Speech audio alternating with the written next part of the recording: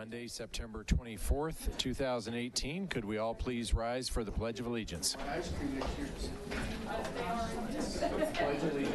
to the flag of the United States of America and to the republic for which it stands, one nation, under God, indivisible, with liberty and justice for all.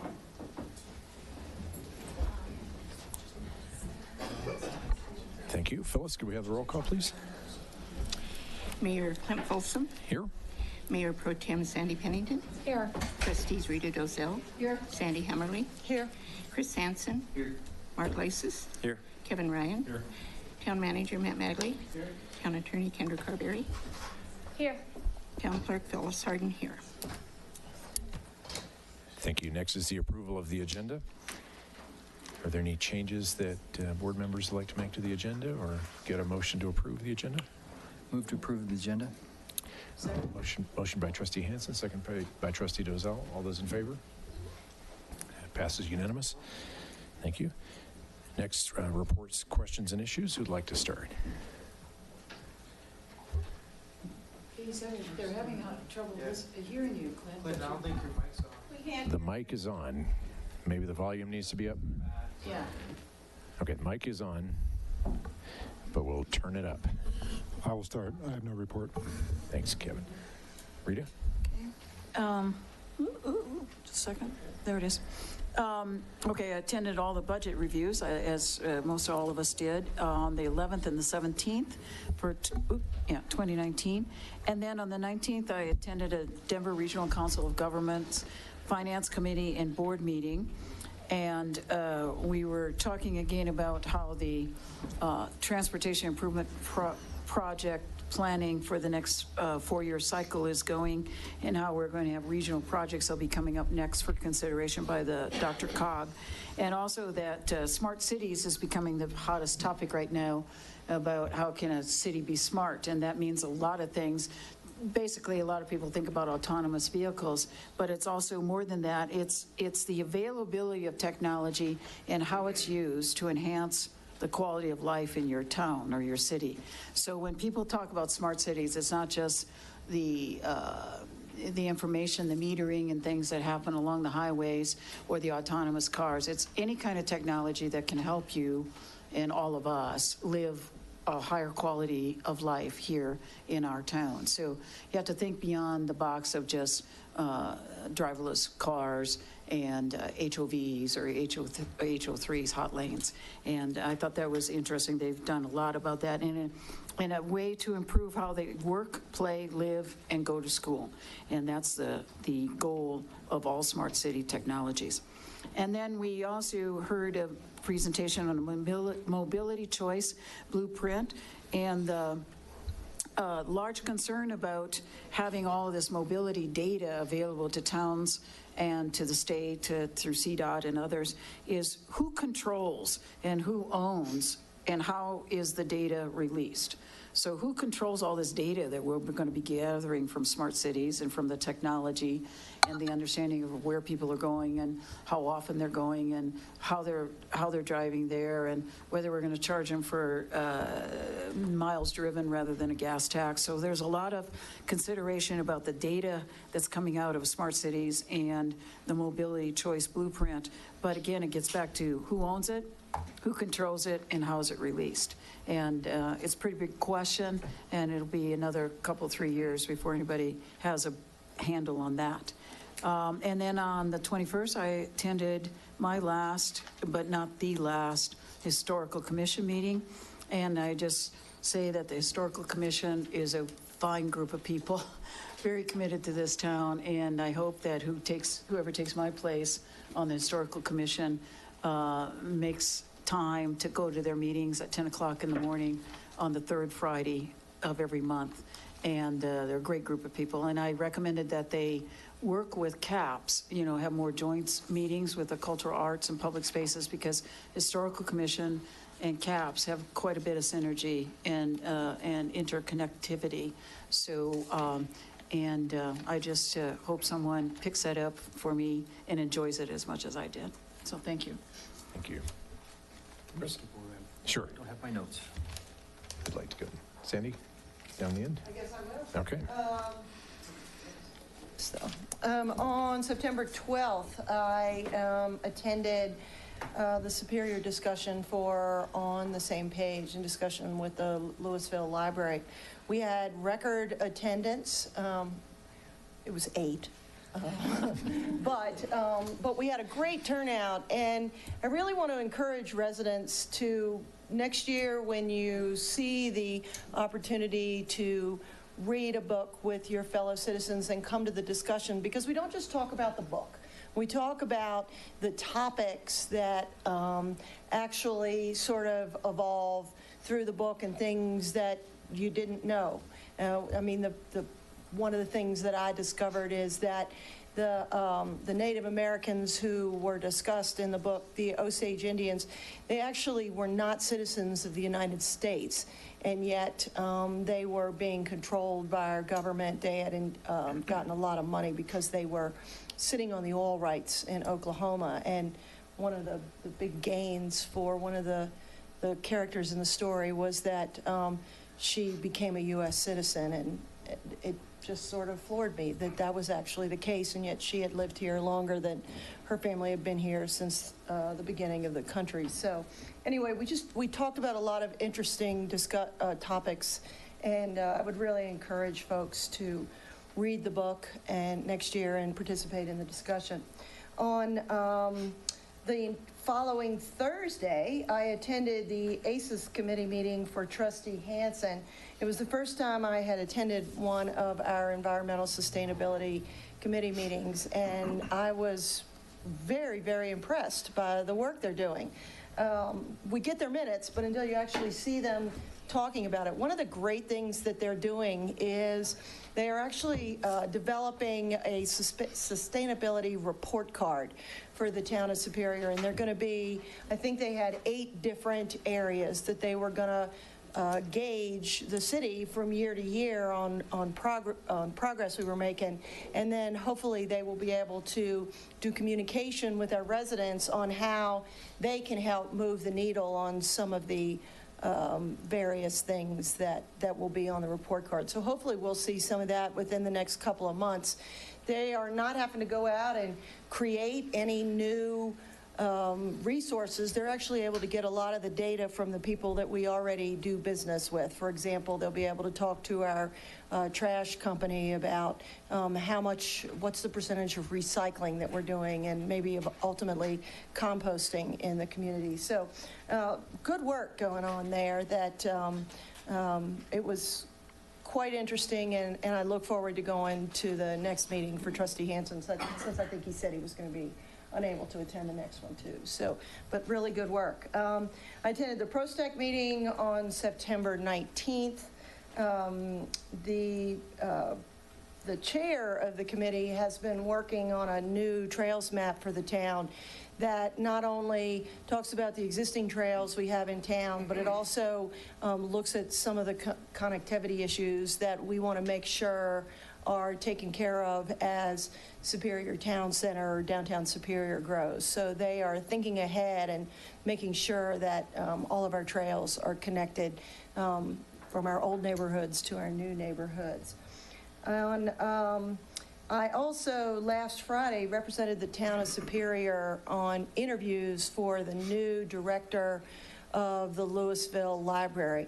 They had about 60 candidates. They narrowed it down to 3. We had an opportunity to interview we had various groups who interviewed. All of the candidates are from the state of Colorado. 2 are from the metropolitan Denver area. 1 is from Pueblo, but got some great candidates. So no matter who they hire, I think we can all look forward to having a great new leader over at the Superior, or taking care of Superior's interest as well as Louisville's. One of the questions that I specifically asked was, what did the candidates think as far as outreach that could happen in the town of Superior? And I have to tell you, the answers that 2 of the candidates gave were blockbuster. So hopefully we'll get one of those 2 candidates, and we'll see some innovative program come over to the town of Superior when they make their new hire. I also wanted to bring up that earlier tonight, I heard from a resident about that they had received an email that the town had requested or was seeking a request for bids or from a person who was going to be working, or they were hoping would be working with us on the airport issues. And they asked me about it, and as a trustee, I was quite surprised about it. So when the town manager does his report, I would appreciate if you could give me a little bit of an update on that. And that's it. Mark? Thank you. This past Monday evening, I attended the Transportation and Safety Committee meeting. We heard a petition from a group of citizens living on Pitkin for the installation of temporary speed bumps. As many of you may recall, we as a town purchased some temporary speed bumps which are currently deployed on Castle Peak Parkway, and the purpose of that purchase was to enable the town to be a little more responsive to citizen-oriented petitions, requests for the installation of speed bumps in a non-permanent way, so we can, as a pilot project, see if we can deploy them in a way that actually has traffic calming measures. So we had 2 requests for the installation of the temporary speed bumps on Pitkin. And then we also discussed the status of the current installation on Castle Peak. The conclusion from the Castle Peak study is that the location of the temporary speed bump that is to the north, approaching Rock Creek Circle, is in a good location and will be made permanent. And then the temporary speed bumps will be removed, and the current location of the temporary speed bump that is currently around Shavano and Huron Peak doesn't seem like it's in the proper location. So the Transportation Safety Committee's recommendation is that in the spring we're going to redeploy the temporary speed bumps in 2 different locations, one between Mount Sopris and Grays Peak, and then one between Shavano and Huron Peak, and see if we can get a better location. The data that we were finding was that it was having the effect of calming some traffic, but you really want to deploy speed bumps every 600 to 800 feet, and the length of that street is about 2,600 feet, so you really need 3 speed bumps to have the necessary effect. We need to pull those speed bumps out now, however, because the temporary speed bumps are not winter friendly, and we don't want the snowplows to rip them up. So that's an update. So for the residents of Castle Peak who are used to the temporary speed bumps, they're going to go away for the winter, but they will be back in some shape or form in the spring. We just wanted to give you an update so you don't get surprised. And then again, they'll be deployed on Pitkin as well. And just lastly, I just wanted to take a moment and recognize Trustee Giselle. Tonight's her last meeting. I've learned a tremendous amount from you. You are always prepared. You always have thoughtful things to add. You ask probing questions, and you're tough and tenacious and diligent, and exactly the type of person that we need to have on the board. And our town, in my opinion, is a much better town because of the service that you have provided and the leadership example that you have set. So I just wanted to take a minute to personally thank you for your service to the town and to wish you good luck in your future endeavors. Sandy? First Fridays is coming up next Friday. I've gotten a request from several residents to have it feature candidates. And so I certainly am all in favor of that. So if anybody has an opinion on that and whether or not to do it in the morning or the evening, please speak up, let your thoughts be known over email. And then if somebody wants to host it, it's always available for hosting. So next Friday. And candidates out there, if you have an opinion, please send them along as well. Attended budget review. Attended Rocky Flat Stewardship Council meeting last Monday along with Chris. And a couple of insightful things came out of the discussion part of the meeting. At one point, the Greenway came up, and Lisa Morzell from Boulder asserted that the Greenway Trail will have a route around Rocky Flats. to accommodate the request we've made for a route around. And I told her I was very happy to hear that, and I certainly hope that that happens, and encourage the remaining members of the board and the new members of the board to really be dogged about that. And I see Ken and Ryan out there too as open space advocates to be dogged about it. I frankly had thought that had fallen out of the discussion. So pleased to hear it. The second thing that was reiterated by three of the governments there in response to a question, Broomfield, Westminster, and Boulder, was they asserted that Fish and Wildlife had committed to sampling on the refuge, which had not been done at the point of that meeting. And a couple of days later, our attorney was able to unearth a budget request in the arcane federal system in which an application had just been made for that money. So I would like to think that our sampling analysis plan, which called that out, perhaps impacted that decision, and hopefully there will be sampling. Interestingly, no RFP has been made public that we were allowed to participate, that the public was invited to participate in. So it's sort of a little bit the cart before the horse on that, but we'll take any good news on that we can. And then something that came my way via Jefferson Parkway has seated about a year ago an advisory committee of residents. So it's called JPAC, Jefferson Parkway Advisory Committee. And what came out of that meeting, I got an email from an attendant at that meeting that apparently FAA is not letting up on their insistence that the Parkway cannot cut through the right-of-way for the airport. And what are landing lanes called? I'm having a brain lapse here, but cannot cut through. So there's an official runways. The hard word. Anyway, the new map actually shows a T intersection at 128. It looks a little bit west of Sims, although the road Sims was not actually on that map. So I do believe our advocacy on these positions is having some impact. So let's stay firm on that one. Last Thursday or so, I accompanied some Coal Creek Crossing residents on a tour of Coal Creek, and Coal Creek Crossing with the Remington representative did it solely because I'm their representative and was personally asked to be there. Matt was working out of the office. And I do want everybody to there are a lot of lingering issues with that landscape over there that do need to be addressed before we turn over that letter of credit we have.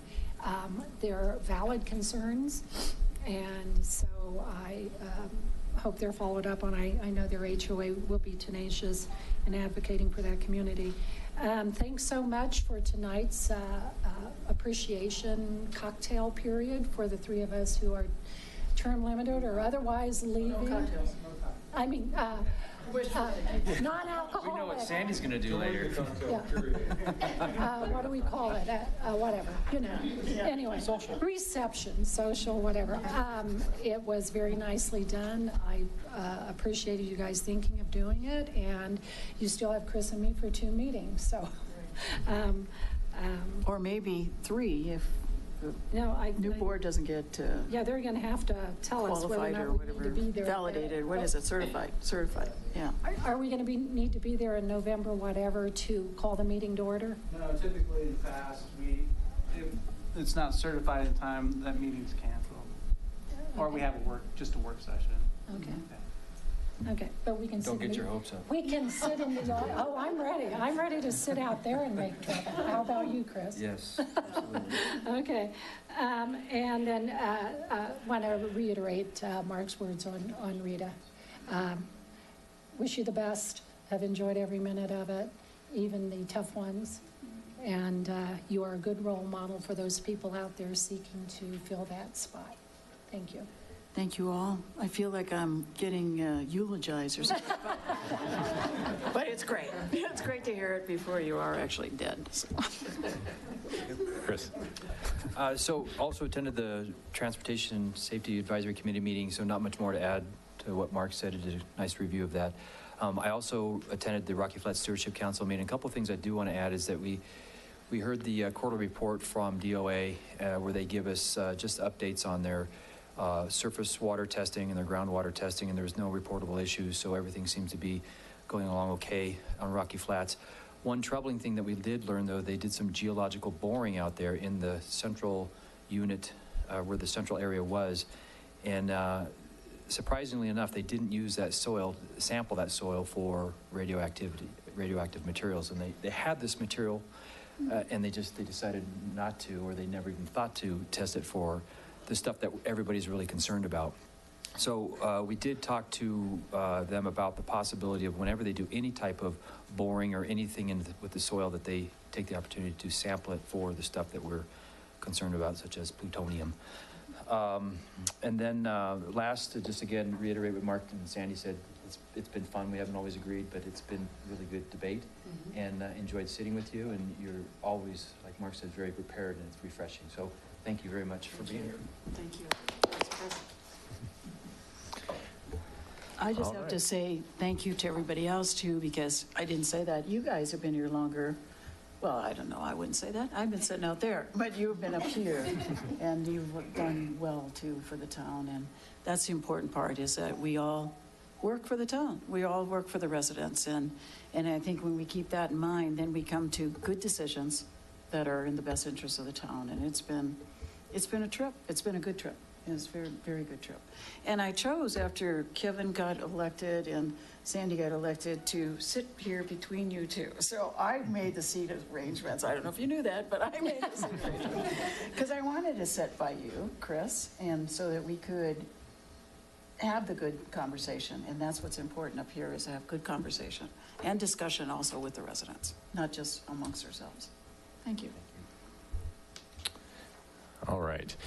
On the 14th of September, I attended a tour of second graders here at Eldorado, here at Town Hall, with the Eldorado second graders, and this is the first of our 3 second grader tours that we do here at Town Hall. Our historical commission does an amazing job of hosting the tours at the historic Miners House and Grasso Park, and I take Town Hall along with anyone else on the board who would like to join for the other 2 that are going to be on September 28th and October 5th, both Friday mornings, and it's a great fun time being here with the second graders.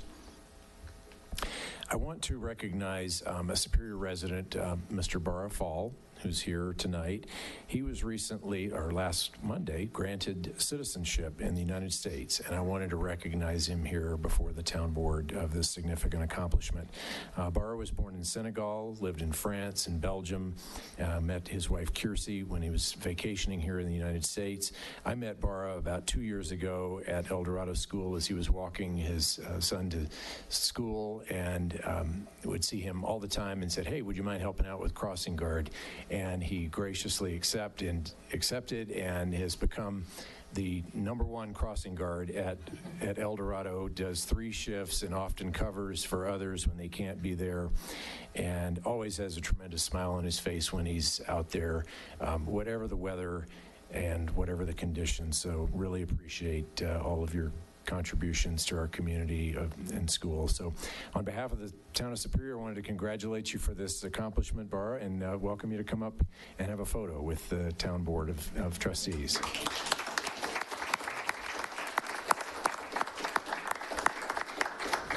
Come on, let's just stand and have a photo right back here.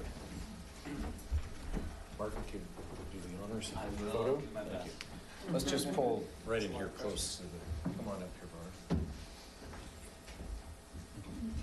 Yeah, we'll just come on in tight. Just get in there. All right. 1, 2, 3. Just on it. Thank you. Great.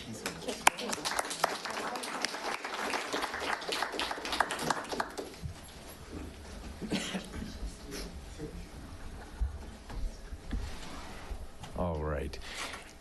And tonight, I wanted to also recognize our nice reception that we had here this evening for our outgoing trustees, Rita, Chris, and Sandy. We've got 2 more meetings with Chris and Sandy. And Rita, I did want to have some remarks as well for you. I met you when the town center discussions were starting. I was on the planning commission. We were not always on the same side of issues. And then you came to join the planning commission, and I really at that point began to see what level of detail that you spent digging into issues, and really developed an appreciation for it. We always had great discussions, and I've learned a lot from you. And we don't always agree, but I can always count on a respectful discussion. And and it's just been a pleasure to work with you. So I do appreciate your contribution to the town, and wish you and Frank all the best in Arizona. Yeah, thank you. All right. Matt? Thanks, Mayor. On the airport issue, Trustee Hammerly brought up, staff has been talking to a number of different airports in the region to see how they've handled the airport noise issue and if they've used consultants. My staff does not have the expertise in this area, so I think it's important to have a consultant that can help us with not only the issue at hand, the noise, and working with the airport, but also helping to coordinate the effort as far as residents and helping residents pull together information that'll help us with the airport. So they've been talking to a number of different consultants. I'll check in with them this week and have information for the board in the next report this week. And could you just make sure that, for example, I don't know if Rita Trustee Dozell got the memo, but the memos that staff is sending out to the people that are on the committee, could they make sure they send them copy the trustee liaisons on it too? I will. Thank you. And Matt, I know Sergeant Chamberlain couldn't be here this evening. We've had some unfortunate crimes against property, and folks are worried. I know we've stepped up patrols. Can you just quickly address that for those that are listening? Yeah, there's been a couple of arson incidents in the community over the last week or two. The sheriff's office has got an active investigation with regard to these arson incidents, and we hope to have additional information that we can share this week still. I mean, it sounds like they're getting close, so when we can provide additional information without compromising the investigation, we will. Good, thank you. Yeah. Then on the Transportation Safety Committee, Mark, thank you for your summary that you sent out earlier today. I just want to make sure that the board as a whole is okay with the recommendations that came from the committee, and if there's no objections, we can get those implemented fairly quickly. I think most of them, so. I'm fine with it. Okay. And then, Rita, I want to just wish you and Frank the best in your future journey to Arizona, and enjoyed working with you over the last 4 years, getting to know you better. It's been fun, and hopefully we'll see you from time to time back here in Superior, Colorado. No doubt. All right, Kendra? Well, I just wanted to say, I'm sorry I missed the reception. I actually didn't know about it. So, Yeah, that was. sorry, I'm not on the e-blast, so I was unaware of the reception, so I wish you all well. I would have been here if I did know about it. And Trustee Giselle, I'm going to call you when I have questions on the town center documents. Thank you. I love to be an expert on something at least. No, I appreciate all your time and effort on that, because that's been very helpful to me personally, so thank you. Thank you. All right, and Phyllis? Nothing, okay. All right, now we're open for public comment. If you'd like to make public comment on consent agenda or non-agenda items, now is the chance. Just give a little wave when you'd like to be called upon, and I'll call upon you. Looks like Gladys is already ready to go, so we'll start with her and then just take folks next. Gladys 444 South 3rd Avenue. Matt is handing out some flyers to you. Cookies with Veterans, November 11th, 11 a.m. to 1. Come. Parks and Rec has picked up this project, and it will be an annual event now. And with Patrick involved, it has just mushroomed. It's absolutely mushroomed. I've included here some letters that we have sent out to different companies. The first one is to Keebler. We'll see if they respond to us with cookies. The second one is to Home Depot, asking for flags. I took there this morning, and instantaneously on the spot, I got 25 flags. The next ones, the handouts, I have done massive research on the industrial mine in Superior over the years, along with Boulder County people, and we have never been able to come up with a list of miners. I do historical publications, and so I took one of the other research items that I have used in my other publication and thought, this has to tell me something. So I do massive research out at the National Archives, and I have come up with the World War II draft registration cards. And I took the names of the people here in town that I knew, and I lucked out. We have tried for years to come up with a list of the miners that worked in the mine, because Bob Morgan told me that there was 150 people that worked in the mine at the top of the war. And we could not come up with those names. Well, I have cracked that. And I have been blessed to come up with, if you'll look at these draft registration cards, some of them have that their fathers worked in the mine. Some of them have that they themselves worked in the mine. They're only 18 years old. Anyway, I will be taking these cards that I have already, and I have one more trip back to the archives, and I will be publishing these into a book which will show these draft registration cards, which will be the people that worked in the mine. November 11th, 11 a.m., Esty Park. Come and bring cookies. All right, thanks, Gladys. And you know, so many of our great events in town have been started by residents just wanting to do something to recognize people on a certain day. So really appreciate your efforts in starting this, and it's great to see it grow. So thank you very much, and for your research as well. All right, next public comment, Neil.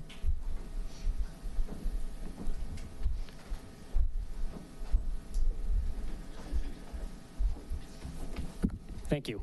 My name is Neil Shaw. I live at 1321 South Idalia Court, and I'm a candidate for Superior Trustee, and I want to talk about Weldona. No, just kidding.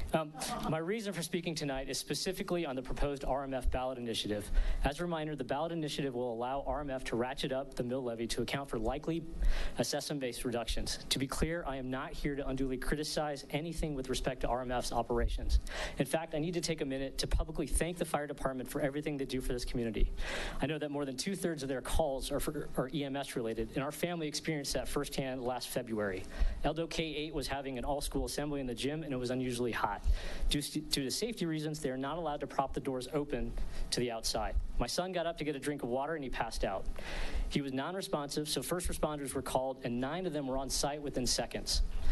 When I got to the school, I was so disoriented, I did not get the opportunity to thank any of the professionals. Let me at least thank them now and in public. It turns out my son was just dehydrated and nothing else. So, as I've said in my campaign materials, I'm the CFO of a publicly traded company. I treat my fiduciary responsibility to my company the same way that I do to my city. In order to better understand the ballot initiative and its positive or negative impact, I do what I always do when it comes to complex financial issues. I dig through the data. I look at the other fire companies within the state. I examine what might be the same and what might be different. To start, making budget and funding comparisons has proven difficult. For example, both North Metro and West Metro have audited financial statements posted on their website. Both publish all the data on their call volume and their response times. By looking at the data, I can see their average cost of a call response is approximately $2,200.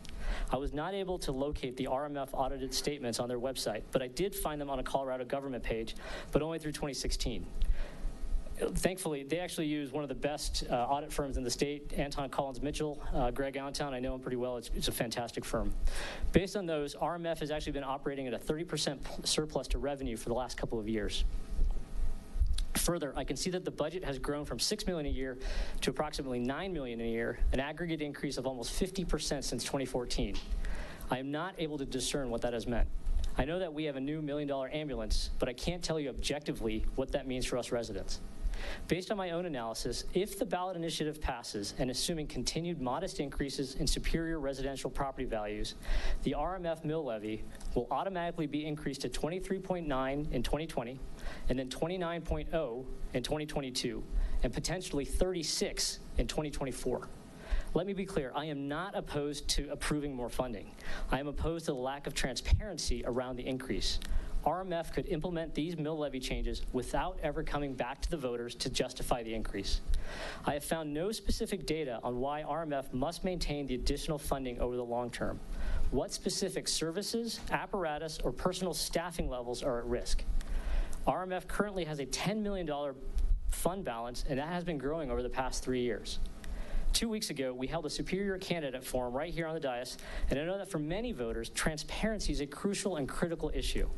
But I believe this initiative will actually drive less transparency, since we as voters would never know what the budget increases are funding or what is truly needed. Openness requires a collaborative discussion between the RMF and the residents, but there would no longer be an obligation to do so. I believe that all of us, the residents, the town trustees, the mayor, the RMF, must be partners on this going forward. But however, I feel that this ballot initiative would not do that. It would likely do the exact opposite and create a significant amount of animosity between us. Personally, I fundamentally believe that the 1982 Gallagher Amendment was a good solution to a very bad problem, and over 65% of the state of Colorado voters approved it. But we were a much smaller state then, and it has now created very much unintended consequences. I know there are many fire districts in eastern Colorado that are looking at significant reductions in service, and this ballot initiative may allow them to alleviate some of that issue. However, not all districts are pursuing this ballot initiative path.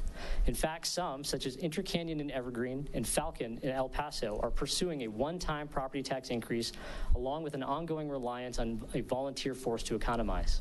Since most of you may not be aware, Intercanyon has 5 fire stations and oversees nearly 50 square miles. Their current levy is 10.5, and Intercanyon has laid out exactly what they plan to spend the money on in specific detail on their website. The chief of the Intercanyon Fire District in Evergreen had this to say: "We know that a $3 million increase is going to cover 2 more important things, personnel and apparatus, that we need to replace. We are really thinking about a lot of those fixed income residents that we have." So to summarize, I hope that the town board will take a position and oppose this ballot initiative on the grounds that it will decrease transparency by allowing RMF to raise the levy without ever having to present it to us, their constituents. It would end the need to find a lower cost way of doing things and ultimately result in a mill levy of 23.9 next year and 29.0 2 years later, with limited or no additional external financial oversight. Thank you for your time.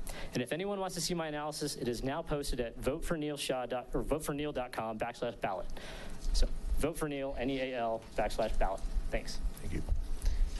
Thank you. Additional public comment?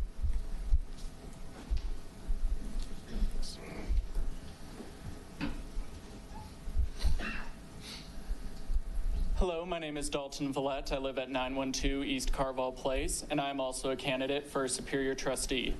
Today I want to discuss something that can be a little bit of a difficult subject for a lot of people, and that deals with sexual assault, sexual discrimination, and awareness. As we're all aware right now, there is a lot of debate surrounding the Supreme Court nominee, Brett Kavanaugh, and just the other day we found out that a woman from Boulder has come forward and accused him of sexual assault and sexual harassment at her time at Yale with him. And regardless of one's opinions on the allegations or on Brett Kavanaugh himself, I believe we as a town can better open up transparency and allow for citizens to feel safer in their own community. And as I was researching this, I found a United Nations convention called CEDAW, which is the Convention on the Elimination of All Forms of Discrimination Against Women. And in reading this analysis, I was able to find that a lot of cities and a lot of towns throughout the United States have signed onto it and created ordinances with it, including a lot of our neighboring towns, such as Lafayette, Boulder, Denver, Erie, Greeley, Longmont, and Louisville. And I would really encourage the town board to look at this legislation, which I have emailed to the town board. It's consisting of an introductory statement outlining and defining gender discrimination, along with 30 other amendments dealing with how best communities and towns can better address this and create forums for discussions on this often difficult subject matter. And there's also an organization called Cities for CEDAW, which I've emailed to the board as well, that can help with towns better understand the language of this United Nations Convention and hopefully to implement it into our town. I really think it's important that we understand so many other local communities from Denver and Boulder and Louisville have already adopted this and signed on to it. And I think Superior should be another example in addressing this often difficult subject and hopefully do so in a efficient manner while also making sure that others in the community are feeling safe in their community that they so love. And I would also like to thank Trustee Dozal for her service on the town board, and she will be greatly missed, but I know she'll have a great time in Arizona. And as a final note for First Fridays, it would be beneficial to have early in the morning for First Friday. I do like having a nice cup of coffee in the morning with constituents. Thank you very much. Thank you. Additional public comment? Terry?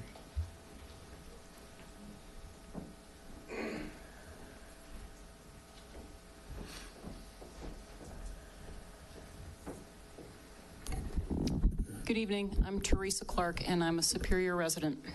And my political aspirations have nothing to do with what I'm saying this evening.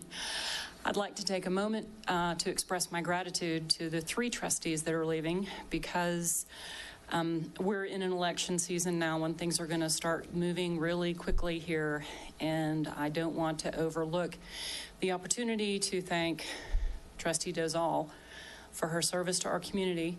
She has been informed, and she has been encouraging to residents, and she's listened to residents and implemented their requests at every chance. And I'm grateful for your service, and you'll be sadly missed. Trustee Hansen, I'm grateful for your service too, because you have at every turn challenged me to become a more informed resident and a more collaborative resident with my neighbors and with the Board of Trustees. And for that, I am grateful to you. Thank you. Trustee Pennington, what can I say? Wildflower Park. You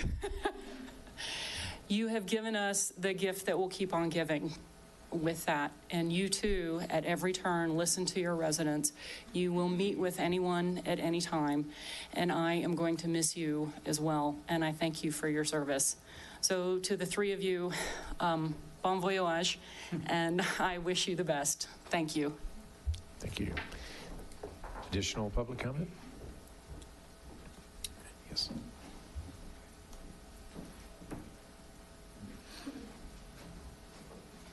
Hi, my name is Kate Kelly at 2035 Eagle Avenue, live over in in Saddlebrook off 88th. So I am not here to talk about Wildona. I'll let the northeast pocket of Rock Creek talk about that. I am just here to thank all of you for your time and your commitment to the board and to the town. Your efforts don't go unnoticed. I am here on behalf of a few of our neighbors over in Saddlebrook, and I just want to thank all of you for the restoration of the reservoir and that dam over there. We've had a lot of company this summer, and I think that every single person that's come to visit has asked to go for a walk on the green belts around the area. The new picnic table that you guys put in on Shamrock, that's a very nice feature as well. We've had a couple coffee dates out there with some neighbors. So I just want to thank all of you for your efforts, and then again, voice my opinion. I think that property, Zaharias, that it's being referred to as, should stay open space if possible. I don't think it should be developed. It's just really beautiful. The reservoir is nice and full right now.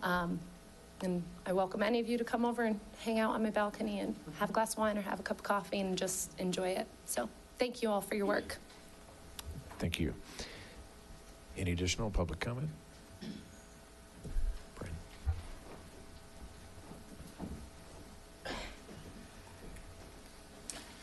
Good evening. I'm Brian Hill. I'm a Superior resident, mayor, trustees, and town manager. You know, where I grew up, fire protection was provided by a department of the city with oversight by officials elected by registered voters in that community. Residents relied on these elected officials to ensure good value from all of its departments, including the fire department. I suspect that a lot of other Superior residents who grew up in other states assume the same. Even under a fire district organization, I would bet that residents still expect their town or city officials to be the stewards of community fire protection value. RMF is spread over 65 square miles, 2 counties, 4 or 5 House districts, 1 or 2 Senate districts, and multiple municipalities.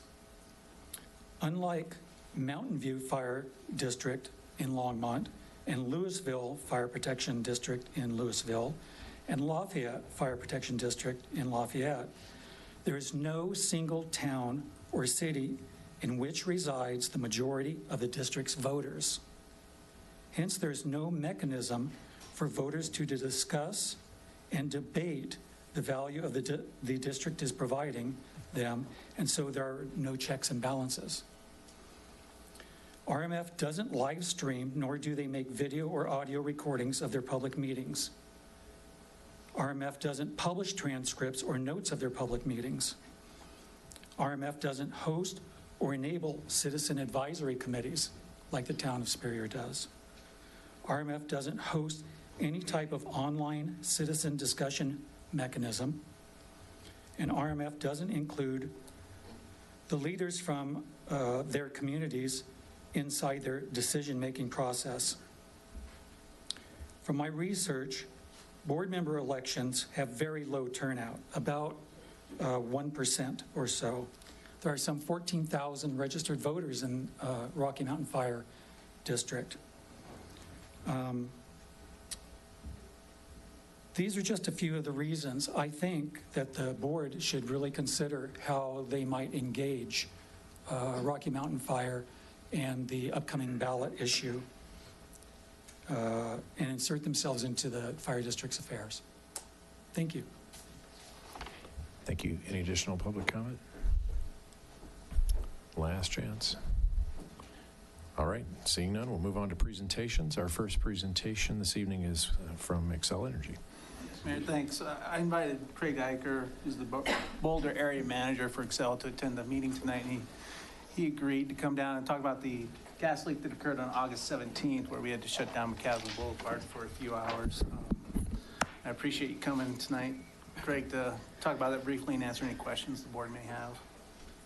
Thank you, Matt, and thank you, Mayor and trustees. I appreciate the opportunity to be here tonight. I've also brought along a couple of subject matter experts from our gas operations, from our gas governance and our protection side.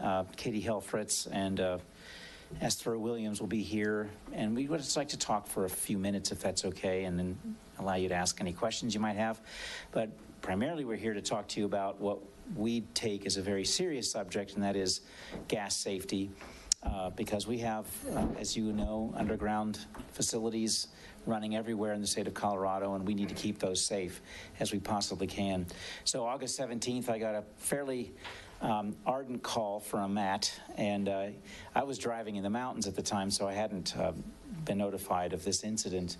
And he expressed to me in no uncertain terms, we'd like to know what's going on. And I was able to get some folks here, and I think that it wrapped up fairly well, as things do. You know, we didn't have any injuries or additional damage, but I know that, of course, it's a very big interruption to the town when McCaslin in particular is blocked off for any reason at all and traffic is restricted, in addition to the work that's already going on here. So we take this very seriously, but we do appreciate the chance to talk about our program for natural gas safety and our standards, as well as that incident. As you might have heard already, that particular incident occurred because of a missed locate, and that is not a highly technical term, but it relates to the process whereby we have a company that comes in, contractors that work with us, very reliable, and mark the surface of the ground, whether it's on concrete or undisturbed land, with paint, and they show where all of the buried utilities are, all of the things that you could run into if you were going to be boring something else into that area. And in this case, we have a fairly expansive fiber optic project that's going on by one of our communications companies in the Colorado area. And right now there's about 250,000 linear feet of this work going on. And we've had very, very few incidents in comparison. But just one incident like this is upsetting, and it's serious. We take it very seriously, and it's one too many. So we've enacted, in response to this particular one, we've enacted a few new measures that I'm going to have my other team members come up and talk to you about. But in this case, there was a length of pipe that wasn't marked correctly on our GIS systems, and it's called a stub. And this essentially is you have a main line going this way, and this came off to the side, and at one point went and fed somebody down in this area. I'm not sure if it was the old Ice Palace or what, but it had been cut off. Basically because we no longer needed the gas to go in that direction. It was cut off correctly, it was capped, it's a pretty big pipe, and it had a nice solid cap end on it, but then it wasn't correctly entered into our system. So we didn't tell the locating company to go out and paint a line over it. And so that is, in a sense, what happened. The bore that went through, the underground drill bit, basically, that Comcast brought through, just nicked the end of it, right at the tip, and that started spewing gas out and caused everybody to notice and have all the lights on and everything else. So I want to personally apologize for that. It's not something that we typically do, and it wasn't according to our standards. And that's why we've enacted a few new measures. So in this region, as I said, we have this fairly extensive work going on, and so we put in some new measures, and I'd like to invite Katie Helfritz from our gas governance group to come up, and then behind her will be Esther Williams, and they'll talk a little bit more about the technicalities of what occurred and what we're doing and what we do on an ongoing basis. So thanks. Mayor, trustees, thank you very much for having us tonight. I appreciate that. As Craig explained a little bit about what happened that particular day, we do take that very seriously. We do apologize for what happened. And hopefully that's an isolated incident. Certainly I'll take any questions around that. But what I'd like to talk about is public safety in general, because one thing that I think is important and part of my job as a steward for the company and also for the state of Colorado is the things that we do have in place for public safety, particularly for gas safety. Emergency response and damage prevention are two of the highest focus areas for our company. And when I talk about emergency response, what I'm referring to is the number of minutes that it takes for us to get a truck when we hear or have a call from a resident, or if there's a damage in this particular case, or an odor complaint from a resident. So we continuously monitor the time it takes for our emergency responders to respond to those types of emergencies. The other thing is our damage prevention program. We've continued to make strides in that area. We match ourselves and do benchmarking against other utilities across the nation, continually try to get ideas on how to do better in those areas and use different technology.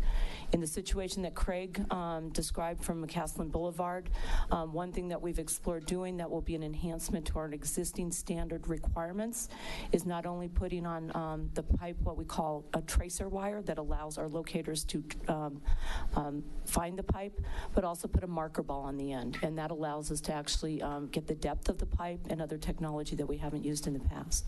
So we constantly look at new technology. We were talking about big data and things like that. We use risk models, computerized risk models that look at all of our assets and our pipes and our facilities, and we're able to, in a predictive manner, decide which pipes to replace first, those that we consider the most risky. And it's not always the oldest pipe. Xcel Energy's been embarking on a pipe replacement program for the last close to 10 years now, where we very aggressively have been replacing our older infrastructure with new modern plastic pipe. We're very pleased to say, because this is not true for every utility, we have no more cast iron pipe in the state of Colorado or any state that Xcel Energy operates. We're also slowly getting rid of all the steel pipe and other what we consider problematic pipes that didn't have modern requirements for protection and other things. So there's a lot of things that we're doing. I don't want to take up all your time with that. Certainly want to entertain any questions. And then Esther can elaborate a little bit from the damage prevention standpoint of what we're doing with this large project that we believe is going to be a multi-year project to continue to protect not only the town of Superior, I think we're finished in that, not we, but the contractor that's doing that fiber optic work, but then other surrounding communities, because they're important to us as well.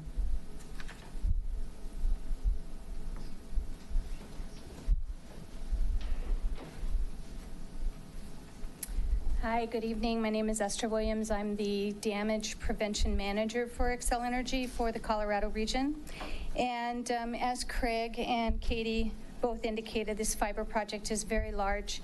It goes across approximately, it's going to be about 3 years in length of this fiber project, and it's going to go across many, many cities all the way down through the Denver area, down into Centennial. So what we've put in place for damage prevention and the marking of these facilities is to have a crew on site with these bore companies throughout the entirety of this project. We're dedicated to public safety. We are going to be out there every day with these crews, and we'll be monitoring all of the locates that are being done for this entire project. So thank you. I can't elaborate on anything else they've said. They've pretty much covered everything, but we're here for any questions that you might have. Okay, thank you for the information. Take board questions. Kevin? Craig? Technical folks got to stay here. So thank you for coming. When this happened, I think we're all on email pretty quickly saying, how could this happen? And the fact it was a mislocate was most concerning, frankly, because it's an unknown. We don't know. And so tell me more about, it sounds like this was capped, and it was capped relatively recently. If it was capped off of or near McCaslin, heading down to the old ice rink, which was only ripped out 6.5 years ago. So how do we, this wasn't something from 30 years ago that was a mislocate when somebody forgot to move from one system to another. How do we explain, give me some more detail. How is that contractor that was doing the cap not providing it to you, or how is it that Xcel is not including that information in the database? Yeah, that was my question too. How does this sort of thing happen? I can only tell you that it's not in our standards for someone to cut the pipe, cap it, and then just put dirt back over it. That's just not in our standards. And in this case, something happened that, for some reason, we don't know why. It's hard to do forensics on that because you have to, and again, I don't know if it was to the ice rink. I was giving that as an example as to where it might have served at one point. So I don't know. It might be a 30-year-old. I don't know. So I do want forensics on it. Yeah. So if there was a permit that was pulled to cap the pipe, I'd like to know who pulled the permit, who did the work, and where it fell down. I'm not comfortable here because if that same contractor capped 5 other pipes, I think it's great that there's safety prevention out there and you'll be on site as this telecommunication provider and the next one is boring. But the fact that there's unknown unknowns with flammable gas running beneath our town makes me really uncomfortable. So I appreciate you guys coming today, but I'm not done. I would like forensics on the uncapped pipe. Okay, I'll see what we can find. Yes. So when will that, you'll be 30 days? Let me just ask. So how much time do you need for the forensics? First of all, I just want to make sure we're clear so that I understand what you're asking for when you talk about forensics. In this case, more than likely what we do is research what we call the as-built. So certainly we can look at permits. I want to be clear, though, it may not have been a contract company, so I don't want to automatically assume perhaps it was an Xcel Energy company. Right. And we are owning up to that. So, and in that case, what we were saying is the standard was not followed. Right. They should have put a tracer wire at the very least on that, so then it goes into our geographic information system, on our maps, it can be located. And I also want to just kind of clarify too, this wasn't a mislocate. A mislocate is typically defined as when someone calls in and then an individual marks the utility, whether it's gas, electric, fiber, telephone, doesn't matter, and the marks are off. They made a mistake in the locating. So that's what we classify as a mislocate.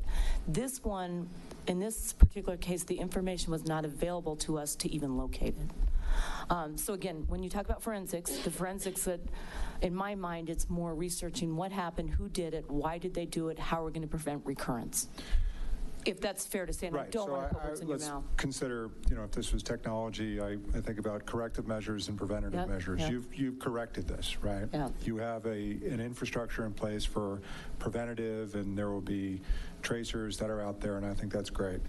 This, to me, is something also concerning, that whether or not it's I get it's not a mislocate because somebody didn't mismark it, but it is the unknown of flammable gas underneath our town. And if this is an N of 1, and if it was done by Excel and it didn't follow the policy and whoever did it is no longer with Excel, great. But if there's a contractor that was unaware of the policy or the town forgot to report something, I'd like to better understand whether or not this was a one-off, that we can all be comfortable there are no more of these unmarked flammable opportunities beneath, or this is a one-off. So I'd like a little bit more investigation on this, please. Certainly. Yep. So 30 days? 30 days is very reasonable, yes. Thanks. Yep. Chris? Yeah, kind of along the same lines, we all remember what happened in Firestone a year ago, but it ended much worse. And we have a lot of construction going on across the street. We could have some construction in the marketplace at some point in the near future. I appreciate that you're going to apply tracer wire and marker balls to any future projects that you cap, if I understood that correctly. But is there any more potential, the same thing to happen, what happened out here? Is there any more caps out there that you're just not aware of in the marketplace or anywhere else where we're going to be doing considerable construction over the next 10 to 15 years? Yeah, and certainly, I mean, if it's something, I'm hoping you can appreciate this because I'm just being transparent. Certainly, if it's a situation where the information did not come to us so it was available to locate it, we don't know. That is the unknown. So I'm not going to stand up here and say that that was a one-off and the only one. That would not be fair. That would not be truthful. When we talk about damage prevention and some of the other things, especially when we're talking about new growth or reconstruction or anything that has to do with digging in the ground, Esther's team has very close protocols on what we call frequent offenders. So if we have companies that have hit our lines, either gas or electric, for a number of times, we very closely monitor that. We've got, I'm going to say, a 3 and out policy. So if there's a locator or someone that habitually is not able to perform their duties appropriately per our standards, we don't want them locating for us. So we feel like we do have very strong measures in place. You talked about predictive, and we consider them either predictive. I mean, it's all based on risk, probability, and consequence, of course. And then what mitigative measures do we have in place? We do have a very robust root cause analysis program where not only with damages, but if it's unplanned outages or other things that happen on the system, particularly those that affect our customers and our citizens, we do a very comprehensive root cause analysis to identify root cause, contributing factors, and then put in corrective actions. So I think we do have robust programs in terms of damage prevention and everything. As the construction continues to evolve here in the town of Superior, we'll watch that very closely and make sure that we are following our standards and that those that are either working for us as second-party contractors and emphasize with the third-party contractors our expectations. Are you able to go back 50 years or however long ago it was when gas lines were being laid in the town to go back and just see every pipe that has been cut and capped and all that and trace them back? Can you do that? To some extent. So when you talk 50 years, and I know that's perhaps a figure of speech, yeah. So if we had the data on what we call the as-built, again, the paper record, we would have digitized that into our first evolution of our geographic information system.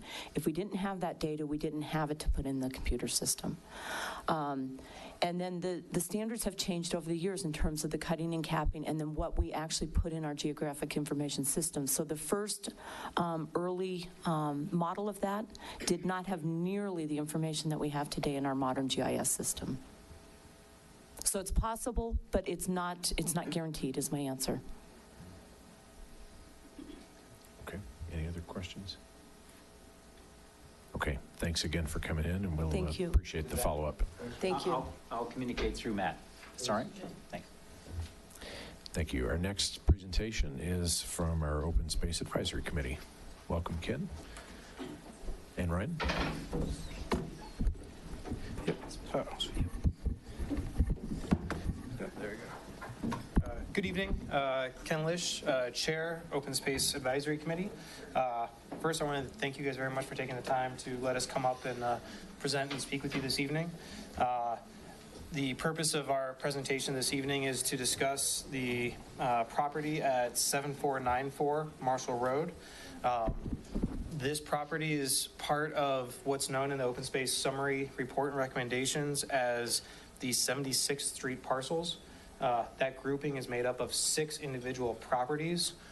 When we went back and redid the rankings of our open space targets, we decided to keep the parcels grouped together because that's the way it was done in the original 2004 report, and we wanted it to still be connected through continuity into our 2018 version.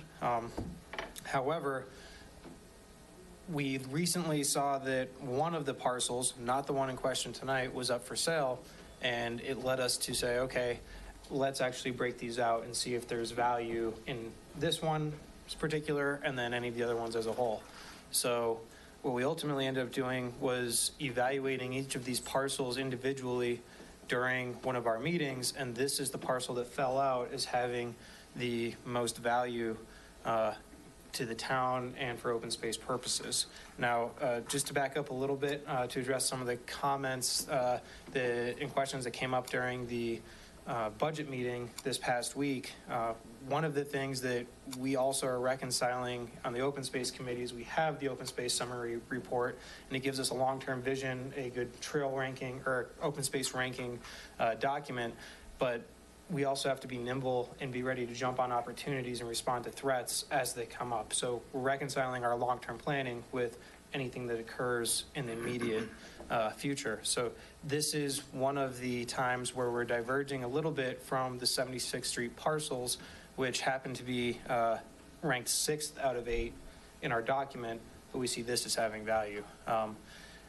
One of the things that makes this particular property so attractive is, and we're probably good, we could just show it on the map. I think that's, yeah. Great. Thank you, Martin. Yeah, so one of the things that makes this property so attractive from an open space perspective is its unique shape and the fact that it has connection points on both Marshall and on 76th Street. One of the challenges that Louisville and Boulder County have been working on is how to create a safe connection from the Davidson Mesa underpass into the Myhoff or Singletree trail network out here. They've been working together. From what I've heard informally, I think they've almost come to a solution, but as we've looked at it, because it's been something we on OSAC have been concerned about, I know ProStack has also been concerned about it, this property lends a new unique solution. With the Dr. Cog trail going in the next few months that will be on the north side of McCaslin, we now have the opportunity, if all the parties agree, to add some type of crossing here rather than right on a sharp bend that has traffic going much higher speeds. And even down here, I believe it's in the 50s up here and drops down to the 40s here. So we solve one problem there. Additionally, and this is also assuming Boulder County would agree that if we did move forward on this, we'd somehow be able to create a connection point. But beyond that, This is a property that's over 12 acres in size. Whether we want to keep it fully for open space or not, it does provide good value to the town to grow. So whether we only use some of it as open space and dedicate, say, maybe a third for open space purposes, and then whether there's other uses the town might rather put on it, it's just something to explore. And as we see, it's this parcel up here that I was mentioning earlier that's actually for sale right now. So as things start to move and sell right now, we wanted to be proactive and at least plant a seed with the board. And what we're hoping is that the board could give staff direction to reach out to Louisville, Boulder County, see if this is actually a real solution that could be implemented to address the safety issues here and ultimately connect. If all the stakeholders are interested, there could be funding partnerships opportunities because we're benefiting multiple jurisdictions.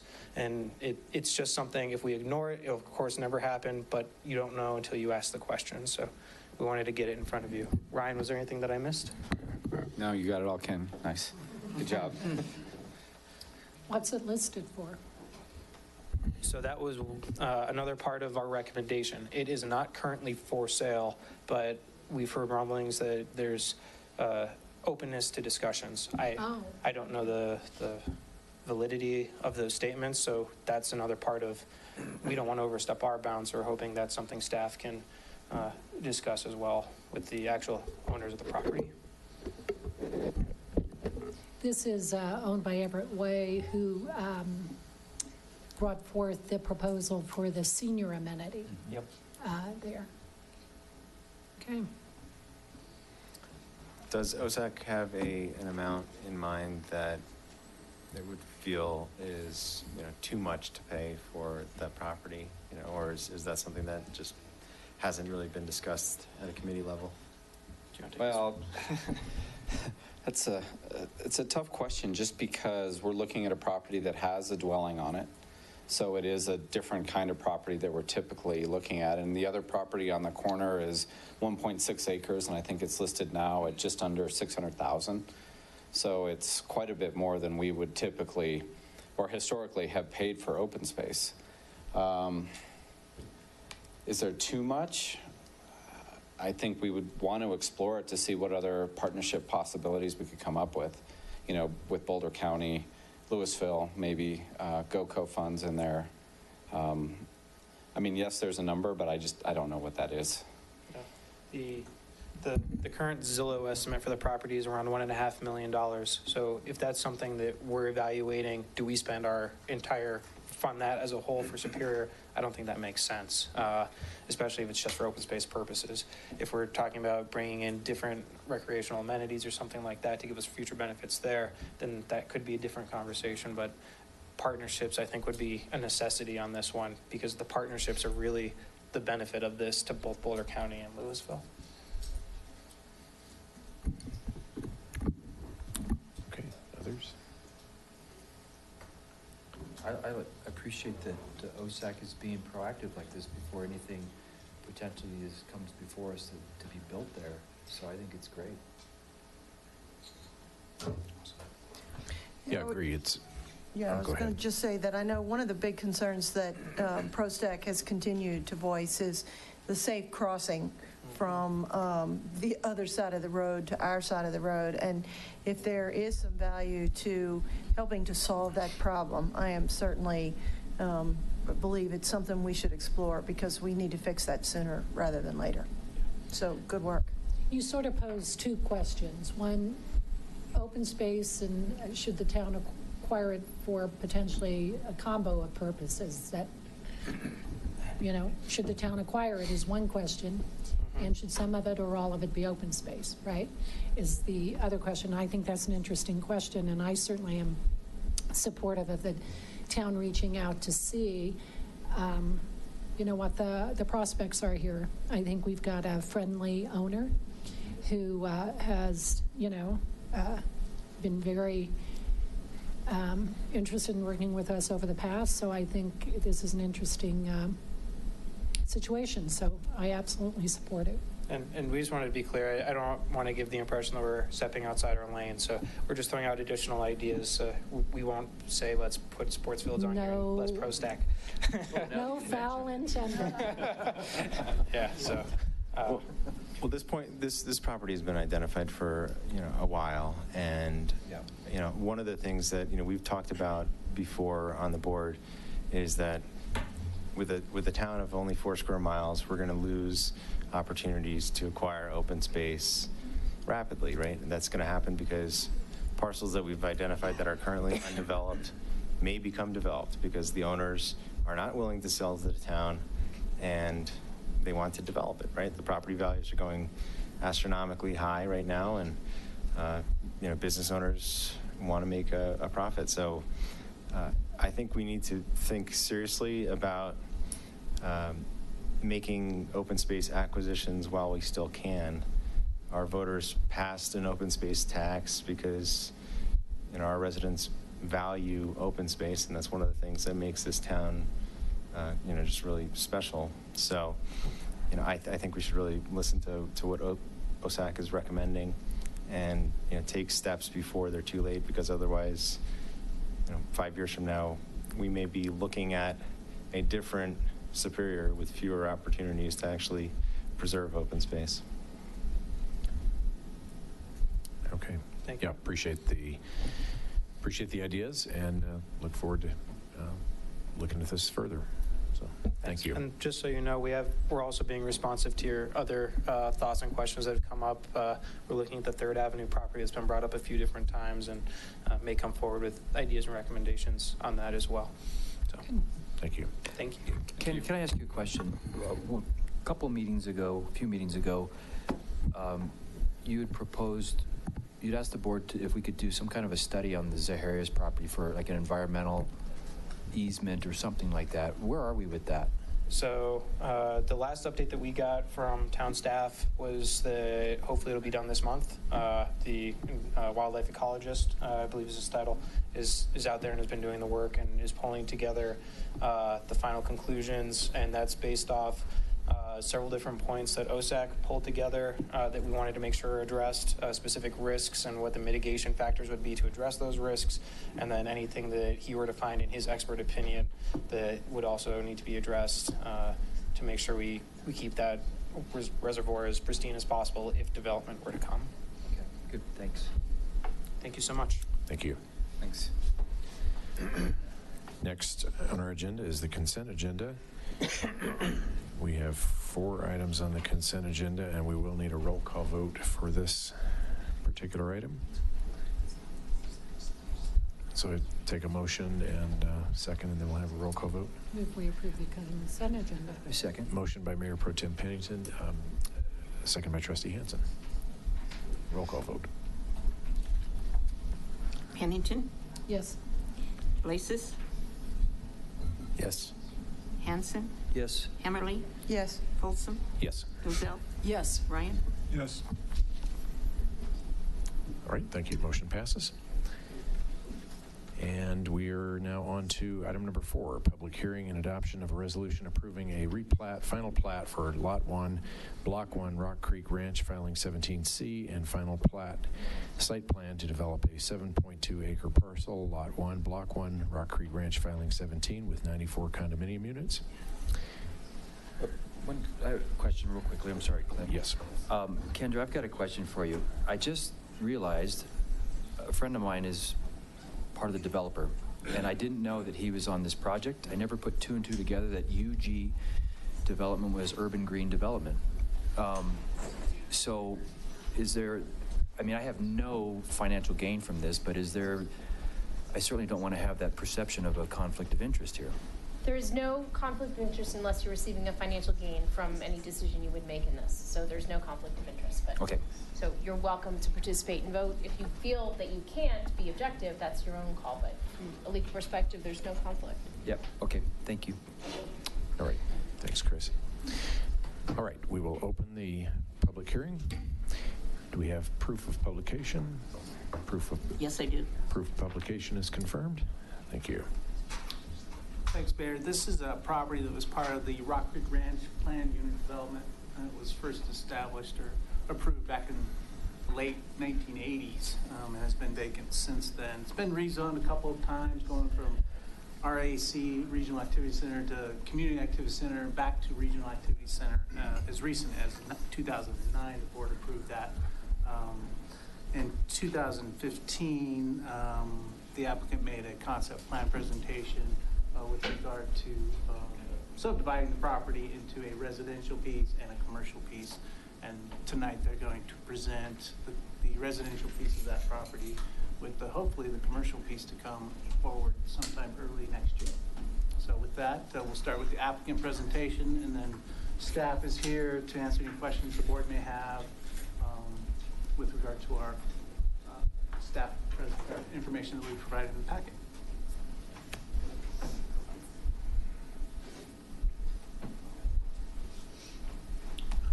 Thanks, Matt. Gary Rohr, 7600 Landmark Way in Greenwood Village.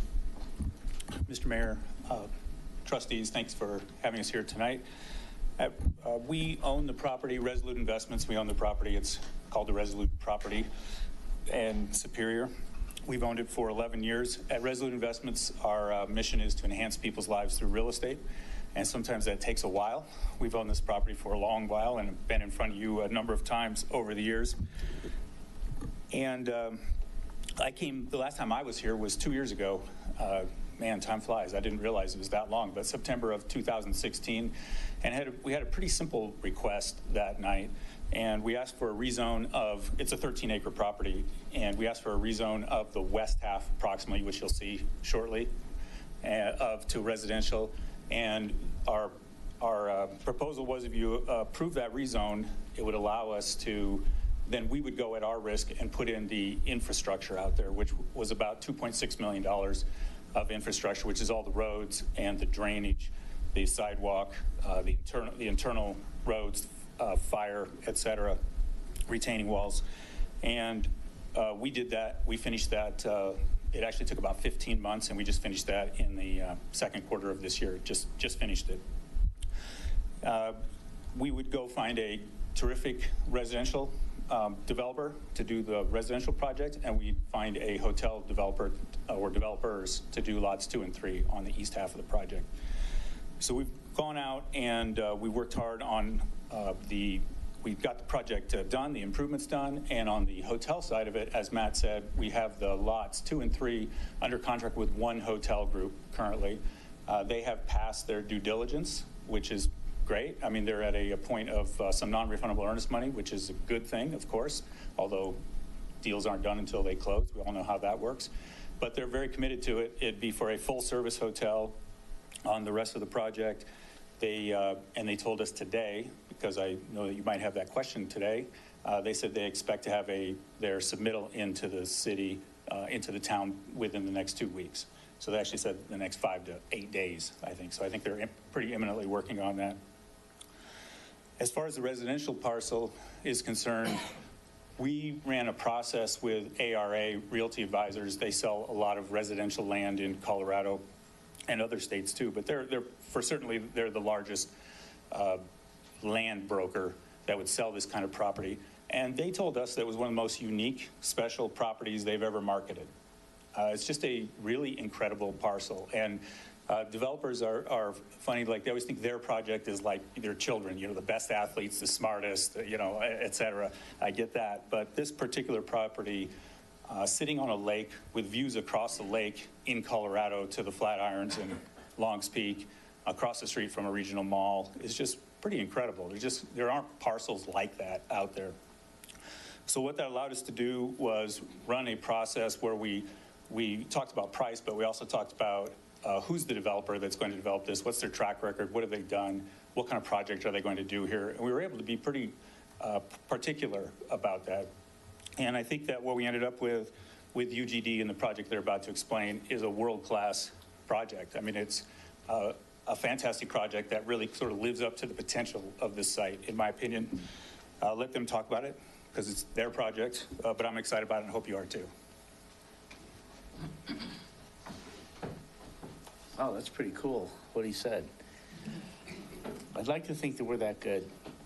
Do you mind starting with your name? For sure. Thank you. My name's Mark Young. I'm at 6220 Old Brompton Road in Gunbarrel, Colorado. I'm with Urban Green Development. This is Nathan Sandberg.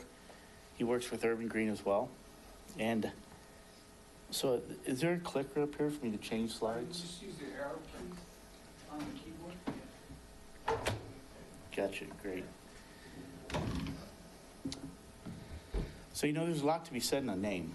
I mean, Superior, that's quite a bold name. And when I get a call from ARA Brokers, they said, we had to go look at this property, and we had to go look at it right away. And I drove up, I walked on the site, and I called them back, and I said, okay, we'll take it.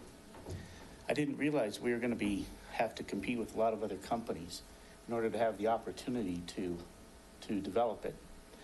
But it's really a wonderful site. So I want to tell you a little bit about who UGD is. So we're not a typical development company. We're actually a B corporation. A B corporation is a benefit corporation. We work to a triple bottom line. We work for people, planet, and profit. And profit comes third.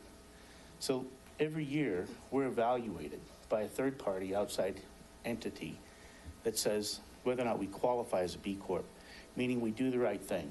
We do the right thing by the people in the community. We do the right thing by the environment, keeping things right, and if we can make a profit doing both those things. It's always to our advantage to do that. We've been developing what we call a conscious, sustainable community. What that is, it's a community that isn't just pretty, but it lives really well. It's a great place to live. It interacts with the environment, with the outside world, with the nature and the beauty of this particular site in general. I mean, when you think about it, where in Colorado do you get to sit in your front lawn, look at a lake and the Flatirons at the same time? This might be it. So we really, really, really want to do a good job with it. The other part of being conscious, sustainable community is a house has got to be, or your home has got to be easy to maintain, efficient to run, and clean to live in. We meet or exceed all the construction standards for building a house, like LEED Platinum. That's like not quite at our standard yet. We have tremendous opportunities here to really create that type of a community. This is our last project we just finished. This is called Factory Flats. It's done in the Rhino Art District in Denver. You can see on the side of the building we've got this great mural, this art. We always incorporate the communities in everything we build. So this was local artists. They just had the Crush art program down there. The other side of our building, which you'll see here in just a minute, is painted even wilder than that. And the back of the building is painted, and everybody had a hand in it. It's what we do. Everybody has a hand in it. So this is a condominium project. There's not a lot of people building condominiums except for us. We have the first level is commercial. The second level is where our offices are. The third, fourth, and fifth level are residences. There's a beautiful rooftop deck. The rooftop deck is pretty incredible up there. You can see during the fireworks on the 4th of July, everywhere you look. It's like you're in a war zone. Rooftop decks are things that we incorporate into all of our houses. You'll see that on these 94 units that we have over here by the reservoir. Rooftop decks that are pretty cool. We also put solar panels on the rooftop of all of our units. We're exploring that here too, because that's part of what we want to do. If we can, we don't know if we can, but if we can, we want to be a net positive community. What that means is we're going to produce more electricity, more heat, more cooling by using geothermal heating than what the community is going to use. So we'll be a net positive community. The jury's still out on that. We're working on it. We haven't been able to drill our test wells yet, but once we do and we can figure out whether or not we've got the right heat exchange coefficients, then we'll be able to move forward with that. It's currently in the budget and planned for the project. I'll show you another project that we did. So this is in Wheat Ridge, Colorado. We bought an old carnation farm. So we named it Incarnation, which I thought was kind of cool. Again, it's a conscious, sustainable community. And here we built 26 units, fairly modern, a lot of differentiation in the articulation and the architecture. It sold out in record time. This was our first conscious, sustainable community. And again, we have solar panels on the roof of all the houses. This is our smallest project. This is one I did when I first joined the company 6 years ago. This is on Navajo, down in the Denver Highlands. Beautiful project. It was really one of our first condominium projects, and it shows really well. And it sold out, of course, right away, too. So this is the other side of our building right here. See the big sort of Mercury painting, and then that's us, our company, a lot of the staff in Cuba. We work with a lot of nonprofit groups. One of the things we do as a B Corp is we contribute not only money, but our time. Our company gives us each time to use every month to give back to nonprofits and give back to the community. So we were with Project Cure down there delivering $8 million worth of medical supplies to Cuba. And then that's the back of our building, which I don't quite get the painting, but it's kind of cool. So that's what we do. The lower left? Yeah, the lower left is, I don't know what, yeah, that's on the alley. And then the one on the right is on the north side of our building, and that's in Cuba, the other one. So this was what we saw. This is what I saw when we first drove up to the property. I said, holy cow, we got to buy it. And what an amazing opportunity. You can see the flat irons in the back. You see the reservoir up front. And that trail goes all the way around. Probably most of you guys have been on that. But that's Autry Reservoir. In fact, when we first bought it, when we first contracted to buy it, we did it as Autry Shores. And then we thought, gosh, we got to call it Superior Shores. That's where we got the name. It's a big name to live up to, and I think we're ready to do that. So you can see the visual impact, and I think this is a real opportunity for us to create another conscious, sustainable community.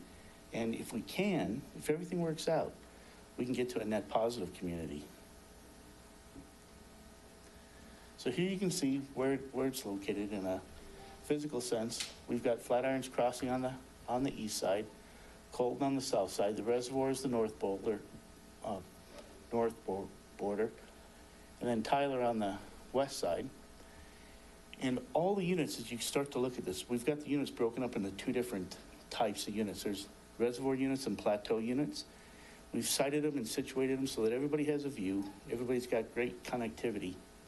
And Nate's going to explain all the technical stuff to you here, and I'm going to shut up in just a minute. But let me go on. So we went to Planning Commission, and we passed unanimously, but I don't think they really, pass you. They just recommend it or don't recommend it. But one of the things, they said that there were three things they want us to look at.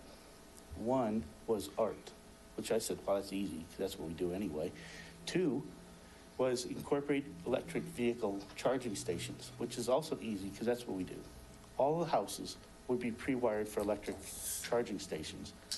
We'll also have 4 electric charging stations out on our parking. And then the third thing they want us to do is have traffic calming measures, which we did. So we have ways where Nate will show you, we've got these great open spaces in between the houses.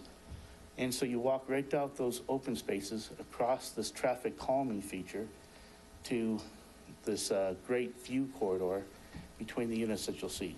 So I think that's all I get to talk about. Now Nate's going to take over, and he'll tell you guys all the details. Thank you.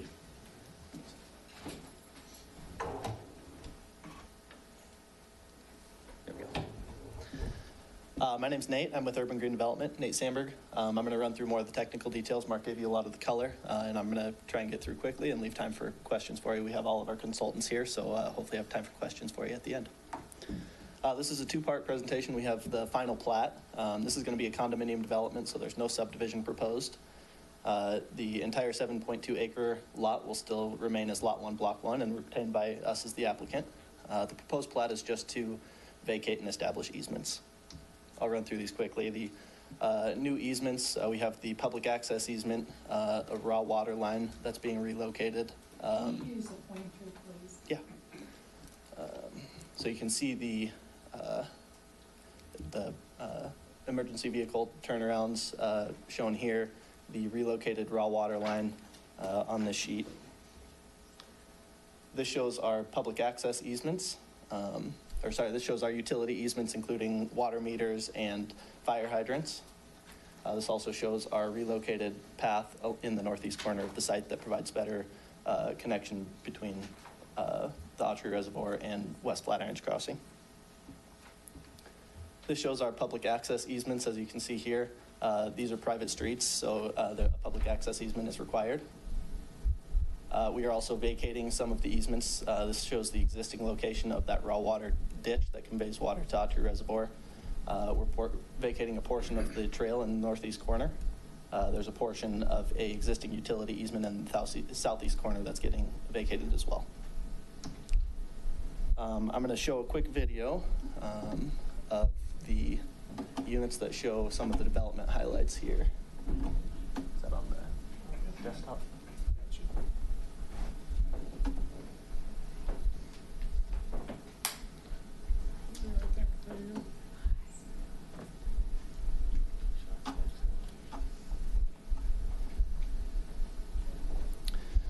I'm going to turn down the lights. Yeah.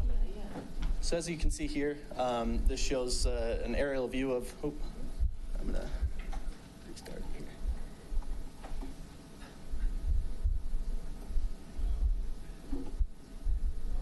All right. So this shows the aerial view of the property. We have two different classifications of our buildings. We have reservoir buildings, which are located along the reservoir, and the remainder of the site is our plateau units.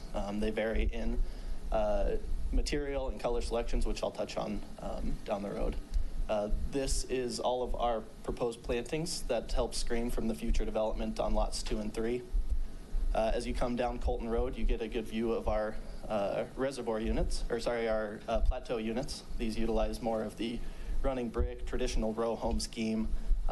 We alternate material colors between a lighter color and darker colors so you're not seeing the same building over and over again. We have plenty of plantings along Colton Road to screen from Colton Road between the development. And as you can see, we have rooftop decks on all of our units.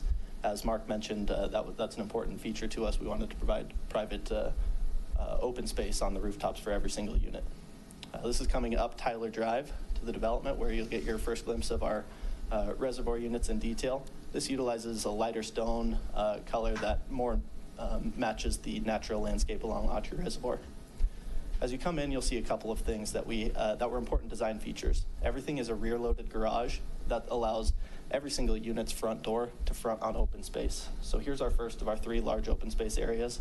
As you can see, every single front door fronts on this open space, and then we created connections between this and that larger trail network that's in the area. So our open space aligns with this path that connects to Autry Reservoir.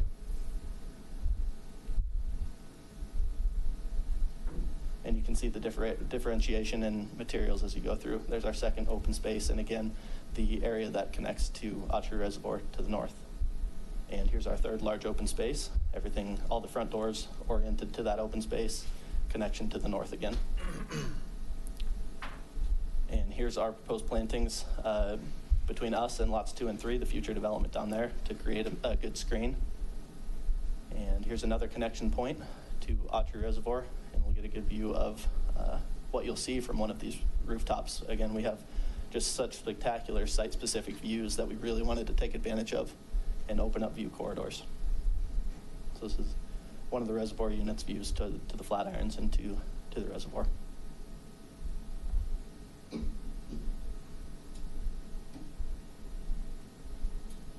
And again, with the 2 plateau schemes that we have a lighter and a darker that alternate to create some variation. So again, you're not looking at the same unit over and over again.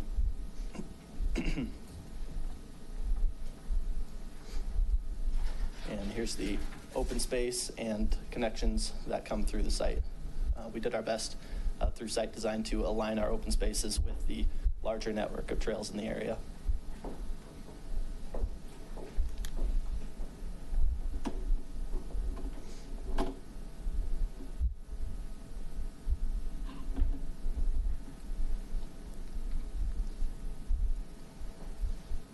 Quick overview of the project. It's almost 7.2 acres, zoned R2A.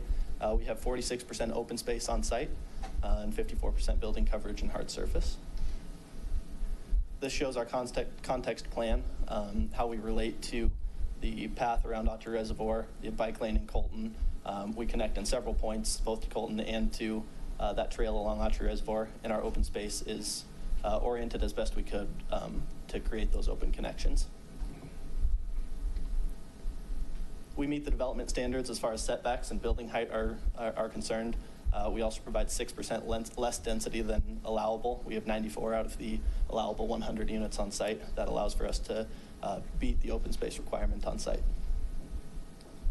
We do meet all setbacks. This shows a quick detail of how we meet the setbacks in one location, but the entire property does meet the setback requirements. We have 7 different building types, 3 different building types along the reservoir, and 4 different building types on the plateau. There's anywhere between 2 and 7 units per building for a total of 20 buildings. We have 7 unit types, anywhere from 1,600 to 2,700 square feet per unit, and they vary in the widths and the depths. We meet all of the parking requirements. The 2-bedroom units per the PUD require two spaces per unit. We meet this in a couple ways. First, we have garage parking that provides 2 parking spaces via tandem parking.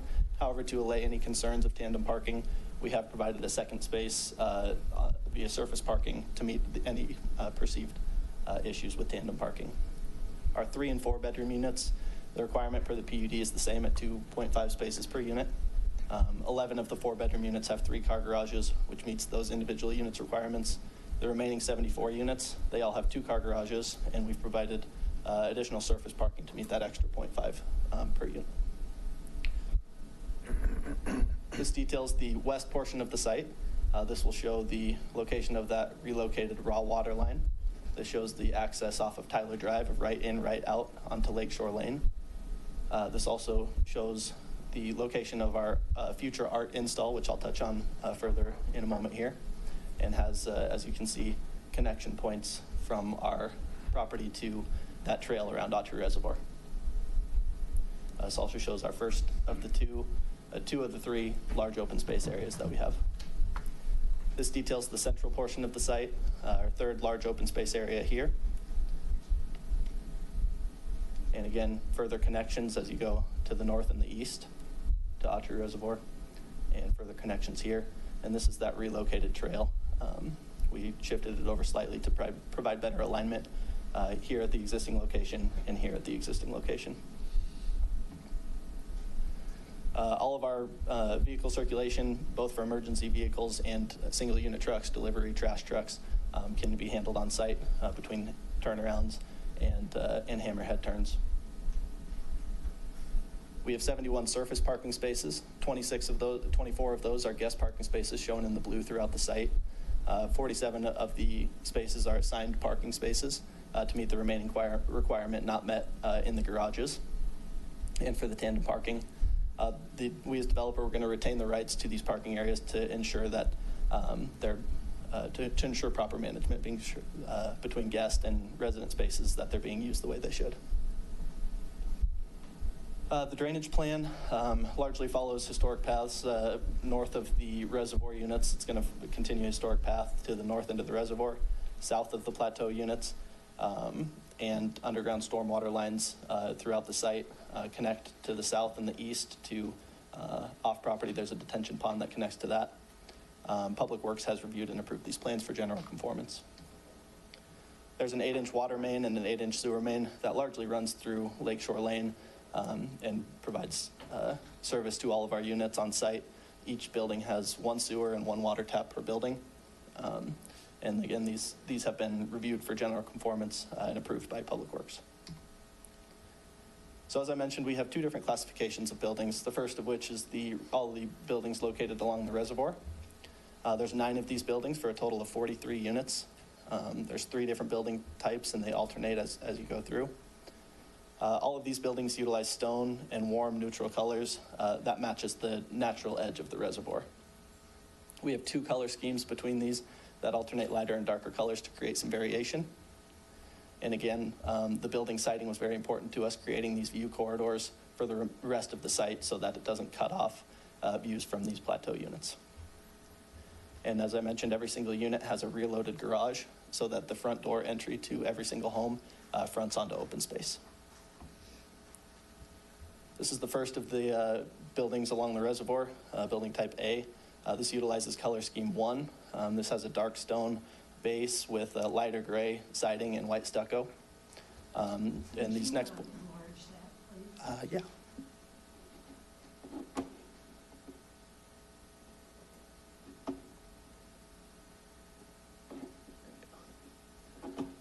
So yeah, you can see the darker stone along the base and that lighter white and gray stucco and trim. Consistent throughout all of these units. I'll touch on them here, but know that they pertain to every single unit. We have accent colors, which are black railings, balconies, and downspouts to contrast with those lighter colors. And every single unit has building articulation. So as you see in all of these elevations, they show projection bays, some cantilevers, and really you can tell there's no single plane facades. There's some movement as you look through.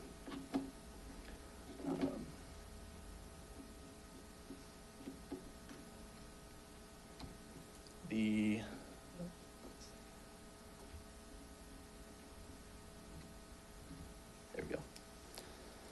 The second building type that we have here, Reservoir Color Scheme 2, this utilizes a lighter stone base. Let me zoom in on that as well.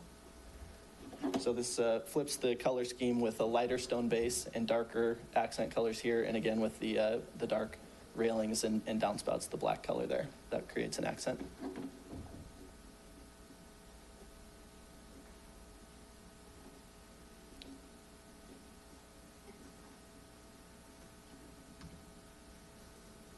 And the third building type here, building type B5 along the reservoir, also utilizes color scheme 2. The plateau buildings, the remainder of the site to the south of Lakeshore Lane, this has 11 buildings for a total of 51 units. There's 4 different building types employed here. These buildings all use running brick. This is a modern take on the traditional row home, a little bit more urban streetscape environment. It alternates in a couple of schemes between light and dark. And again, this employs the use of rear-loaded garages so that every single front door fronts onto open space. This is the first of the 2 color schemes utilized in building type E. This has the red traditional brick color along with lighter white and gray stucco and trim and siding, and again has the black accents of the railings and the downspouts that is consistent throughout the community.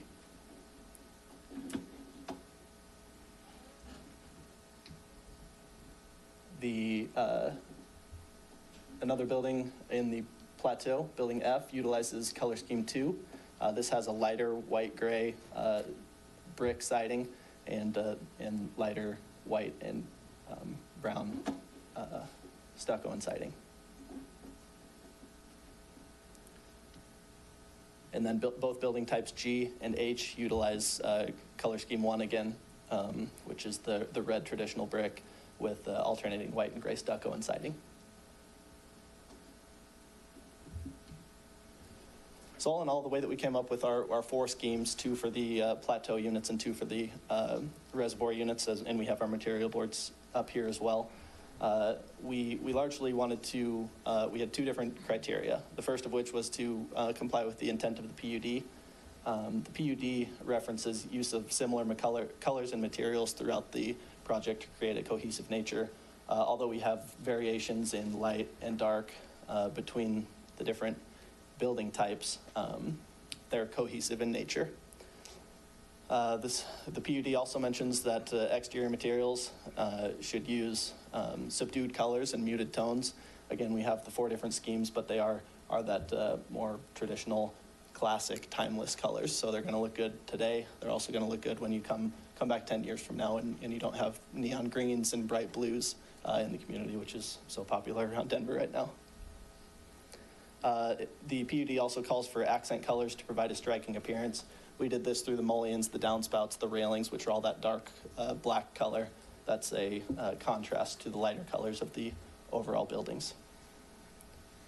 The second criteria that we used as we went through our material selections was to accentuate the natural landscape. We didn't want to take anything away from A, what's existing, and B, what we have proposed through our landscape plan.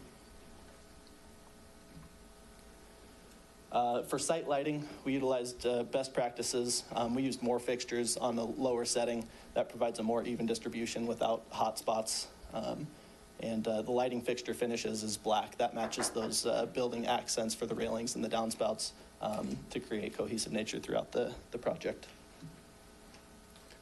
Our landscape overview, the perimeter up to the north, we plan to use native grass to blend into the existing landscape, which is native grass currently.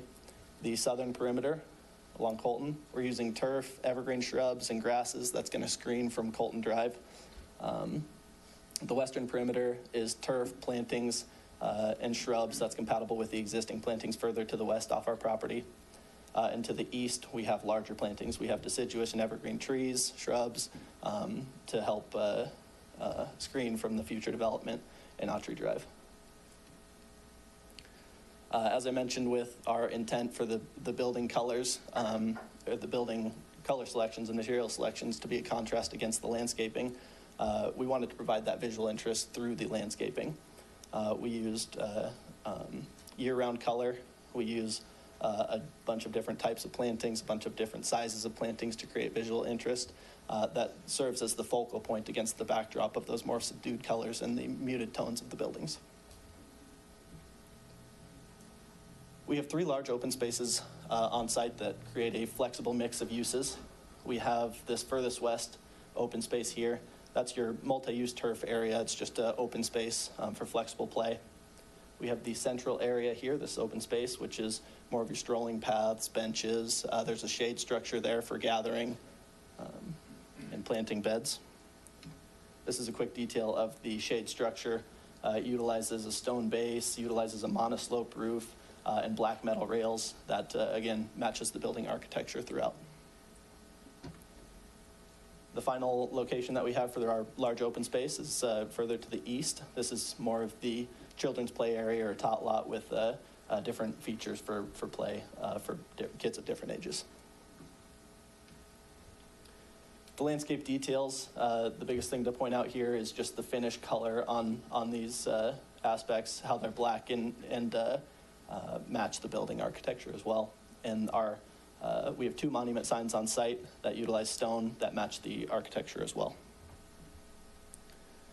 As I mentioned, we have exceeded our open space requirement. We were required to provide 40% open space. We've had a 15% increase over that requirement, providing 46% open space.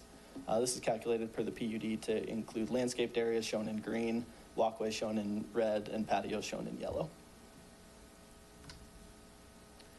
Our irrigation plan, we have an irrigation tap located on the southwest corner of the site that taps into the 4-inch reuse water line that's existing there.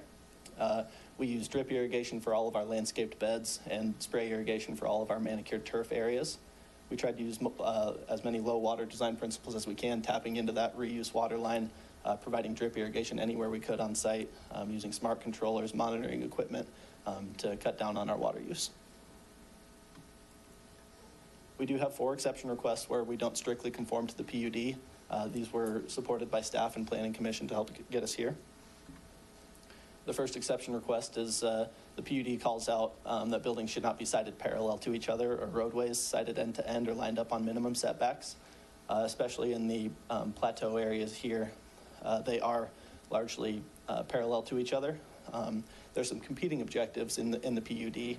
The PUD also requires a feeling of openness, orientation to open space, and maximizing internal and external views. By lining up our buildings, we were able to match up our view corridors and our open space areas, provide connection throughout the site, which was an important design criteria for us.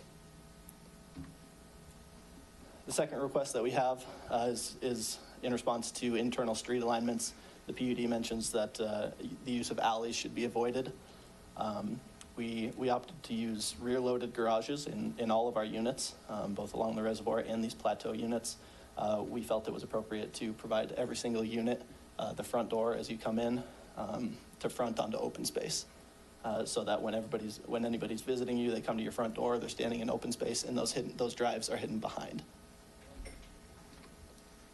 The third exception request is in reference to unit stagger.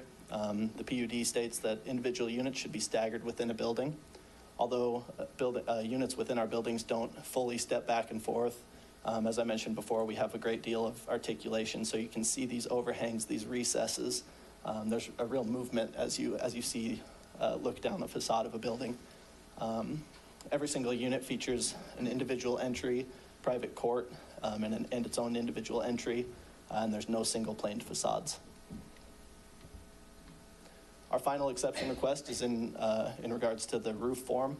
The PUD calls for a gabled roof form with sheds and dormers. Something that was very important to us from the beginning was to maintain and accentuate these excellent views that we have to the reservoir and to the Flatirons to the west. So what we did was every single unit has a rooftop deck to bring that view up and provide private open space for every single unit on site.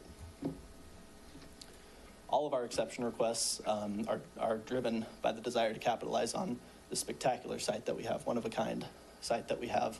We wanted to minimize access drives and promote the open space areas and maximize the landscaping on site. As Mark mentioned, we had our Planning Commission hearing earlier this month. We had 3 areas that they felt the application could be improved. We have implemented them all. We have 4 vehicle charging stations, 2 highlighted here to the west and 2 highlighted here to the east, as well as every single unit is pre-wired and ready for a vehicle charging station should a homeowner want one. As Mark mentioned, urban green development includes artwork in all of the developments we do, and we plan to do the same here in Superior. We have a site location reserved in the northwest corner of the site. We felt this was an appropriate location because it's located on this private property, but it has views from people walking down Tyler Drive as well as along the trail around Autry Reservoir. So although it's a private installation, it can be viewed by the public as well. So we plan to work with the town's Cultural Arts and Public Spaces Committee. We're going to brainstorm ideas for the piece, develop a scope, and then we'll internalize that conversation, come back to the committee after we've had some time to discuss and present our final scope prior to installation. Right now, this is planned for the final phase of the project when Building 9 and the associated landscaping and lighting improvements will be constructed. As Mark mentioned, we at the very least like to provide the option for solar power for every single home. Each unit has that option. We've designed it with anywhere between 8 and 12 panels per unit, with the potential for more when we get to final analysis and engineering down the road. We struck a balance between maximizing the system sizes and aesthetics. We could probably get a lot more panels on here if we wanted to, but we wanted to strike that balance of what you see versus how much power production. These are planned currently to be flush-mounted panels. Every single unit has parapet walls around the outside that will fully mask the flush-mounted panels, so the parapet will be above those flush-mounted panels. If for some reason, when we get to final design and engineering, it turns out that it's better to slope those panels, which sometimes it is, every unit along the reservoir, the parapet is high enough that it would still cover the panels. However, on the plateau units, up above the parapet, the panels could extend up to 6 inches above the parapet, which, when you're standing 30 feet down, would have no visual impact from ground floor. As Mark mentioned, we intend to implement geothermal. We've had engineering and design done and sized for every single unit with 1 well per unit. We have all of the costs included and planned for in our current analysis. We really want to get this thing to net zero or net positive if possible, which we think with a couple of these measures between solar and geothermal, we could get there, and we really hope to. So with that, we're very excited to begin work. It's been great working with staff, been great working with Planning Commission. I'm excited to present here to you. We brought all of our consultants with us, so if you have any technical questions, we'd like to open it up. Thank you. Okay, thanks. Is there a further staff presentation? No? Okay. All right, we'll jump right in with questions from the board. Sandy? Yeah, I've got a number of questions, but while you have this up, Is this the face where you're going to have the native grass? It is, yes, yeah. Can you, maybe can we lose a light or two? Are you showing native grass in this mock-up here? What's that? It looks like it's shown more as turf here in this rendering, but currently closer to the reservoir and up to this path is native grass, and that's what we will put up here too. Are you intending to have any access points to the lake? Access points to the lake? I mean, can I dip my toes in? No, we don't own any of this property off here, so no, we can't. That's owned by Bell Flatirons. Yeah. Is there a fence between the lake and the units? There's not currently and not planned. So tell me again, what's going to be native? All of it, I see, or just the boundary with the lake? Hi, my name's Jeff Wolfart, the landscape architect on the project. So the property line follows this path, and there's ornamental plantings from the path to the building, and then the intent was to seamlessly blend in with the existing native landscape that's out there, so the native seed runs between the two paths and then the shore itself, between the path and the shore. So draw a line with your pointer what you're going to seed. For the native grass, native grass. From that strip in the middle? From that line forward.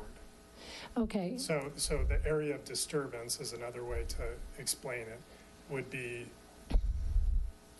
this part would not change. From the path to the building would be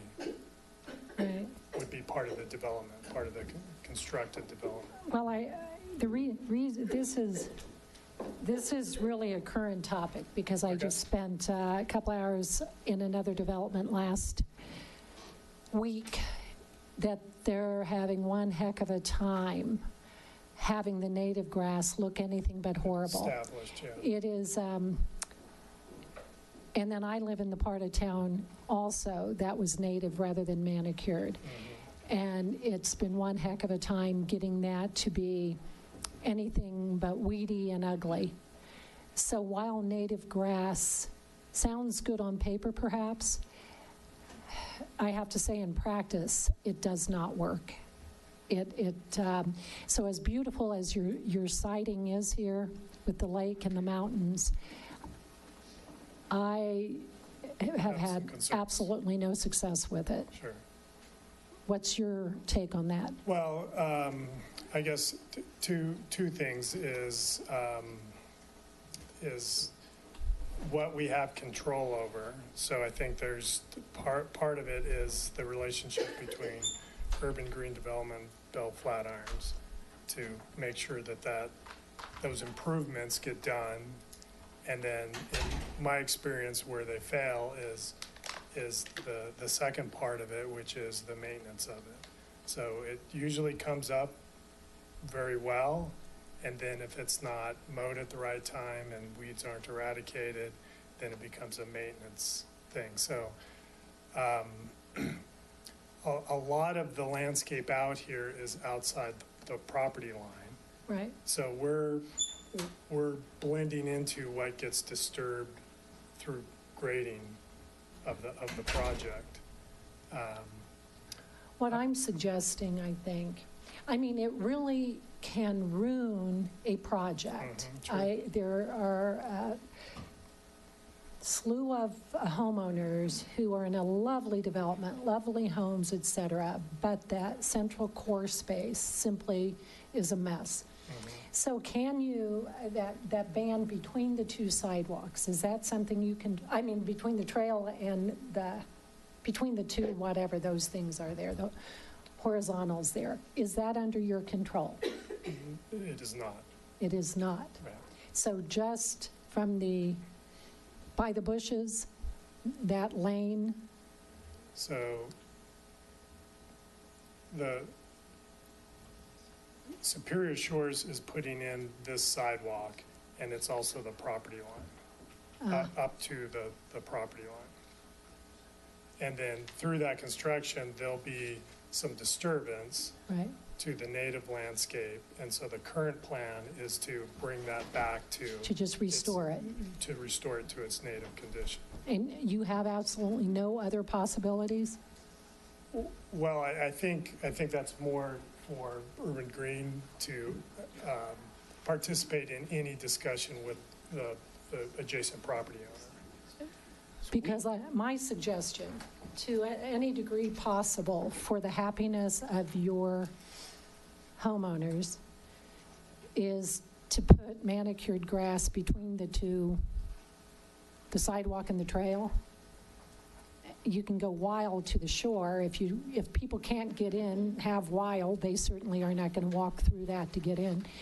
But to give yourself that row of manicured, if at all possible, I think everybody will be much happier. Sure, understood. That's HOA. I don't know how you're going to be governed.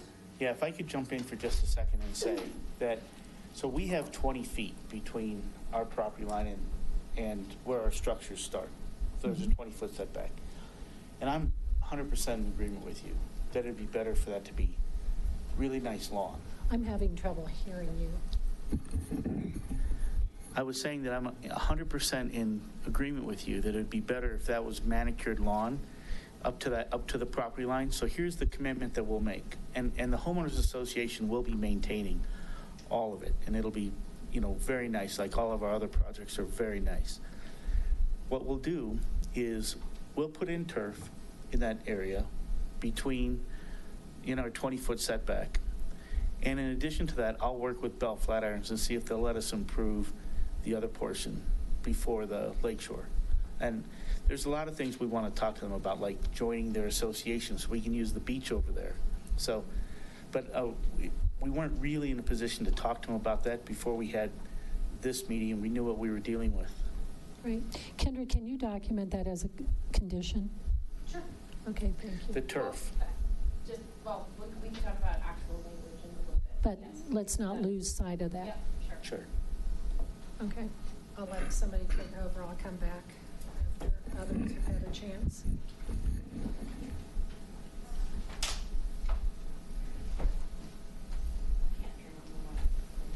Oh, they have to turn off the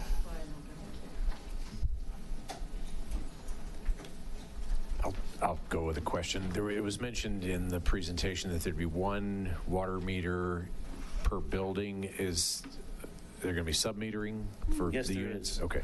So we use a company called eGauge, and we do all the sub-metering, and the HOA manages all of the water meters, and there'll be one electric meter per building. There'll be one, water and electric meter. So does that mean water and electric will be part of the HOA It will fees? be. It'll all be part of the HOA. Okay. That's right. Even electric, you're not going to sub-meter, or you're not going to have individual services per? No, there'll be one, right, Nate? Yeah, there's one service per building, one electric service per building. We're trying to keep the infrastructure down as much as we can on it. Okay. Fire sprinklers, assuming yes, fire sprinklers, yeah. Okay. All right. Maybe talk a little bit more about the HOA and kind of how that'll be set up and things they'll do, things they won't do, that sort of thing. So we've been building condominiums since before people thought you could build condominiums, and we've been very successful with it. Also, I want to point out, we continue to maintain 5 to 10% of all the product that we build, and so we remain a part of the community. Like in our Navajo project, we own 1 unit. At Incarnation, we own 2 units out of the 26. And it allows us to continue to participate in the community. And so our HOAs are set up to do a couple things.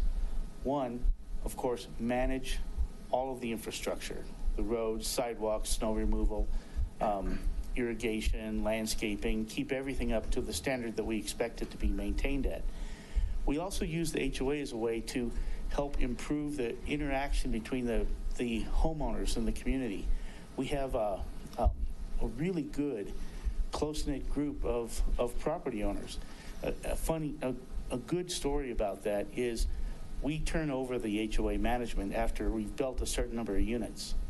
And in 2 of the communities we built, after we've turned it over, they've asked us if we would come back in and continue to manage the community for them.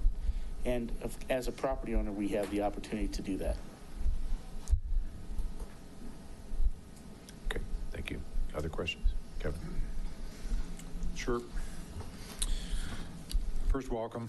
Glad you enjoy our town as much as we do. So it was nice to hear how special the property was. We agree. So It really is. It's great. I'm confused on the height, so I've got a handful of questions. Let me just start with the height requirements, please. So there's a table in the presentation around, and I know your proposed height are somewhere around 43 feet, 43 and a half feet. There was a table that said both 45 and 50 feet. Are you proposing an increase from 45 to 50? And what does the current zoning allow? The current zoning allows 50-foot height, and our maximum height, I believe, is 43. Okay. So can I just get an affirmative head nod? Okay, thanks. So as you measure the 43, there's not much slope on that property. Are you measuring from the base to the peak, or are you, I think on some there was a slope of about 3 or 4 inches. Our code would require the average of the slope and then measure that way. Do you recall how you're measuring the height? No, but I'm going to ask the guy who did it. Okay. Everybody's pointing. The gal. The gal. My name's Kristen Brando. I work for Neo Studio, and our address is 3560 Walnut Street in Denver, Unit A. We measured the building height from the average existing grade. So we took the 4 points of the building and took the average to the very highest point of the, we call them dog houses, but the stair access. So 44 feet is the absolute maximum from that average existing grade to the very highest point. Okay. Does that answer your question? It does, and that's correct to the interpretation, at least my personal interpretation of the code, the average, so thank you. Interesting average of the 4 points. I think we had assumed average of the 2, Stephen, affirmative head nod, but. Okay, great, thank you. These are obviously condo units. I'm familiar with, I've actually been in the Navajo property. A friend of mine is a owner there that I didn't realize until I was. Does he like us? She loves it. So, okay. Right. Way to go. I didn't realize that until I was I was looking at some of the past work. I was confident in your answer. It is it was an expensive unit that she purchased nowadays. So that's a trendy neighborhood. Hopefully we'll be that trendy. What do you think these units would price at? So I think the smaller units will probably be in the 5s, and the larger units will probably be in the 9s. Okay. Thank you. How does this compare from an infrastructure to some of your other developments? This looks like it's a little bigger. And so is this one of your larger developments? As a company, this is one of our larger developments. But I've been involved, and other people in our company have been involved in projects that are bigger. Okay. Is there third-party money involved? I'm not sure I know what that is. Is this all your money, or is there other capital investors that are involved in this? It is not all of our money. There are other capital investors involved. Okay. Can you tell us who they are? I don't know. I had never thought of that. I've never been asked that question before. Do you think anybody would care? I don't know. What's the importance of it? We have had other developers where sometimes his projects slow down or speed up, or we have questions. You realize maybe there's somebody else behind the curtain. And I'm not suggesting there's somebody behind the curtain, but it's interesting there's other people's money, so thought I would ask. Well, so to make sure that everybody understands, this is about a $70 million project, and our capital stack is probably 15 to 20 million deep. And that capital stack is made up from a number of people who work with us on other projects. I just am not really comfortable standing up here and saying, okay, this, person A, B, and C is part of that capital stack. That's fair. So, yeah. It's This is a dialogue, not an inquisition, don't worry. So. Right. Well, it's a funny question. I've done this in 20 municipalities. I've never been asked that question before. You haven't had Kevin on. Well, but at least they like our buildings. Right. So. This to me does not look like a rental product. This looks like something that somebody's going to move in and stay there. That's right. What do you, everything from the ceiling height requirements, I like the fact you didn't count the second tandem garage for the parking, although that will certainly be attractive for somebody to ditch their skis or their smaller electric car or whatever they want back there. What will you do? What tools have you done to make sure this doesn't become a rental product? Well, I think the price is the biggest element that makes it not a rental property. It would be really,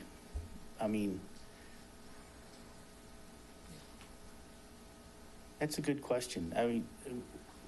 So the tandem garage was actually one of the things that we put in to make that lower level not attractive as like an extra bedroom or something like that, right? We have, I just don't see that being our buyer type. We're going to get young professionals, a couple, probably without kids, and empty nesters. That's what we've seen in most of our projects. And I don't know, I don't think it lends itself as a rental property. Okay. That and the quality of the nature of it, it's not, it certainly wouldn't be student rental. Now, you might get some guys from Google who want to rent there for a year or two or something like that. But I wouldn't think that it would be, okay. We didn't design it as rental. So you're likely going to get some questions about parking. I have no problem with parking. You've exceeded, and frankly, I wish for a property like this. I'm a big bike advocate. I think this is close enough where somebody that's trying to downsize and wants to be able to walk to the mall, a one-car couple with a child or two, this is a very good property for them. So I like the fact that it's not overstacked with multiple three-car garages. I do worry a little bit about guest parking, but lots, I assume it's 1 and 2 or 2 and 3. The other lots, that would be for the hotel. To me, that's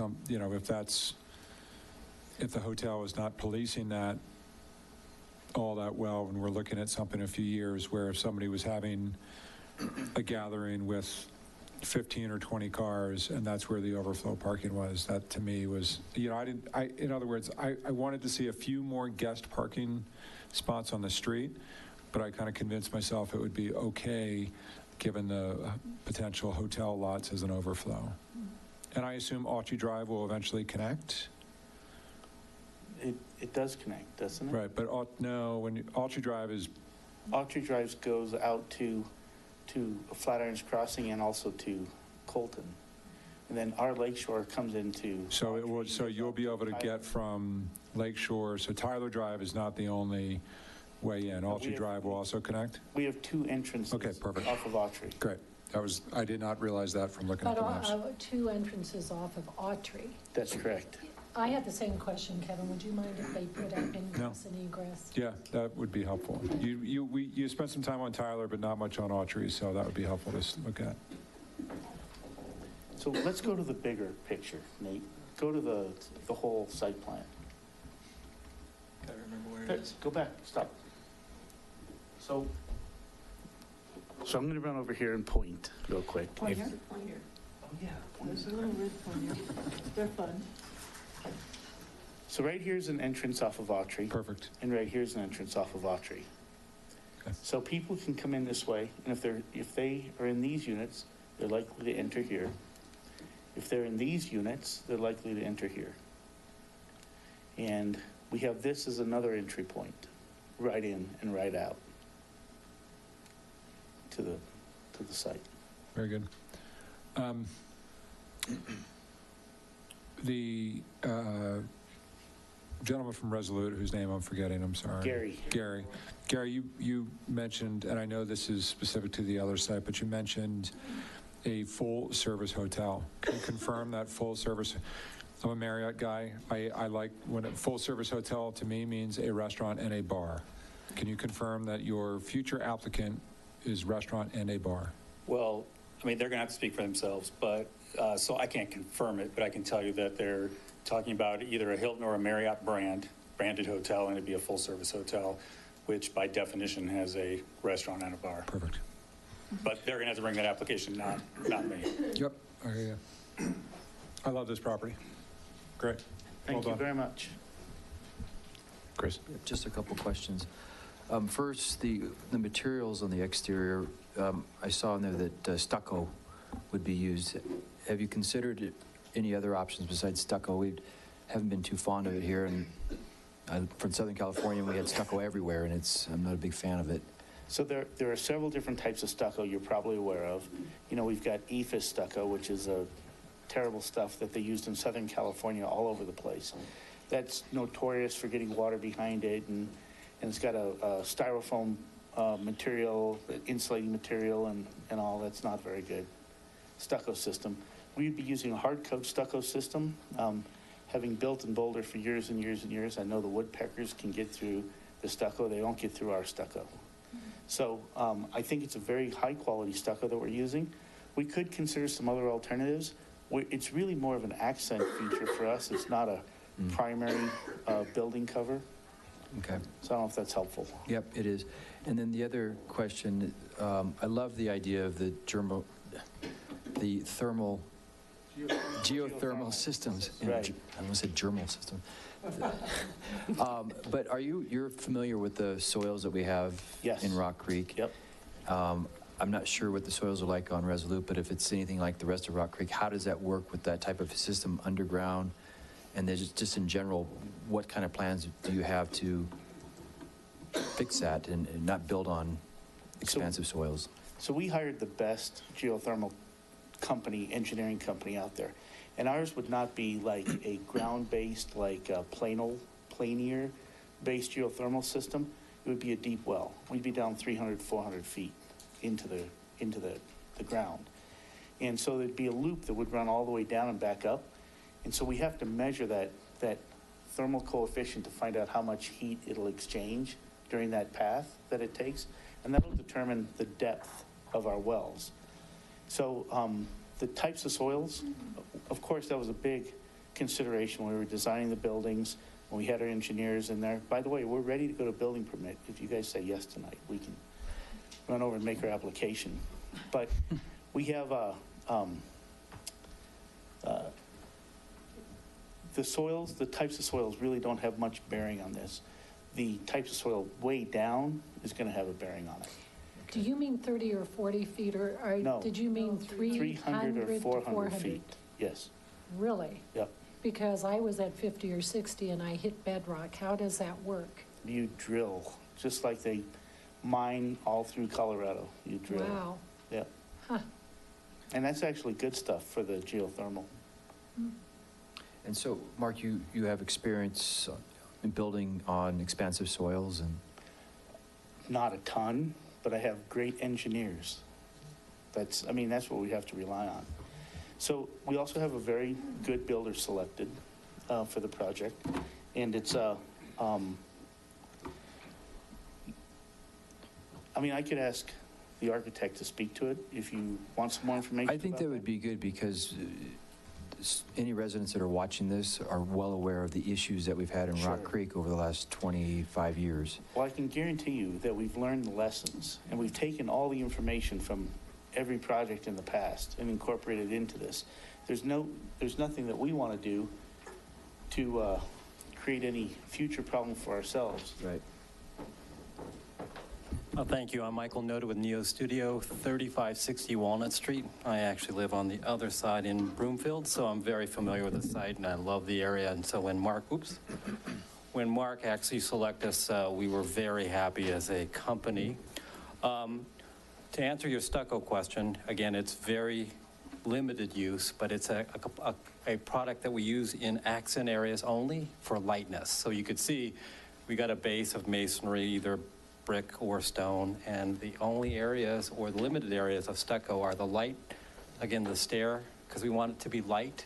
The horizontal siding, we want to be as a field, so it's really just accent siding. So we're not going to see a whole side of a wall? No, it would only be in a bay or in a stair area like this. So it's not a whole field. I mean, we got fields of brick. So on the average, we have about 30% of all floor facades in a masonry product. So either brick or simulated stone. Okay. In terms of what we're doing with the foundation systems, everything is on a crawl space. Every foundation is on a pier. And the garages are a structural concrete mat built over a 4-inch void. So there's really nothing actually sitting on the soils themselves. All of the foundations will be in a deep foundation or pier system. Okay. And so really we've designed this to go down to bedrock. So will there be in the crawl space like a vapor barrier? Absolutely. It's a vapor barrier and it's conditioned. So instead of using natural ventilation through the crawl space, we will ventilate it with our heat pump and conditioning units. There will be a vapor barrier and the crawl spaces will be insulated with R19 insulation around the perimeter. Okay. And then do you know, or maybe I need to ask Mark, you're going to wire it for electric vehicle charging. So is that just like a 240? Is that what you put in there, or is it 440? Or? So we don't provide 3-phase to the houses. So we are exploring the possibility of providing 3-phase for rapid charging for the outside charging stations. Okay. But it'll be like in our company, we've got some electric vehicles. We've got a Tesla right now, and it's the same system that we would be using for that in these houses. Is what we have in our buildings now. Okay. Can I do a follow-up to Sure. your question? What was your name? Michael. You said a floating concrete floor in the garage? Well, it will be floating. Basically, we're using a structural slab that spans from grade beam to grade beam, and it will be a reinforced concrete over a 4-inch void. Right. Basically, the void is a piece of cardboard with a 4-inch void that goes away after time, so that the concrete is actually suspended above the soil. Right, but you understand that our expansive soils, 4 inches doesn't sound Actually, like that much. I think it's 6 inches. So, Huh? So according to the soils report, they required a 6-inch void, so we're providing a 6-inch void. Okay. So the distance between the minimum distance between the soil and our structural slab in the garage only is 4 inches. By code, in our heated and conditioned space, it's a minimum of 2 feet Right. above in the crawl spaces above the heated areas. Right. So only in the garages will there be a 6-inch void. Everywhere else will be a minimum of a 2-foot crawl Okay, space. good, because mine was supposed to be 18 inches, and I've had to have it dug out numerous times. No, in most cases it's 3 feet because the bottom of the grade beam has to be below frost, which is 3 feet. So most of the time the crawl space depth from below the floor joist will be 3 feet, and it's 2 feet from any structural beam supporting the crawl space. So that's the way we have it designed. But only in the garage is where we have the structural slabs with the form void. Okay, others? I just have a couple of kind of minor questions. The first thing is, I want to confirm that these residents will pay Rock Creek HOA fees, correct? They'll have their own HOA. They will not be part of They will not be part of the master HOA, even though they're in Rock Creek? No, it's similar to Waterford or, oh, you pay Rock Creek HOA. I don't I mean, the Summit at Rock Creek pays it, and so that's why I'm asking the question, will they have to pay the master HOA, and will they pay town landscape fees? Landscape fees, yes. Rock Creek HOA, I don't believe so. Well, if they're part of Rock Creek Ranch, But not. would they not? Every community has to be part of the Rock Creek HOA. Kilmonte is not, right? Correct.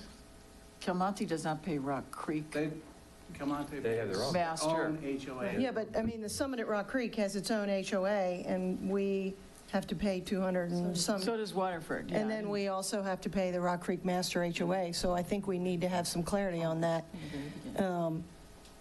whether that is indeed the case. But they do pay town landscape fees.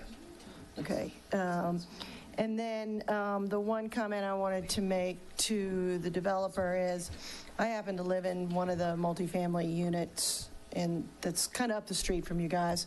And I was concerned about where you had snow storage.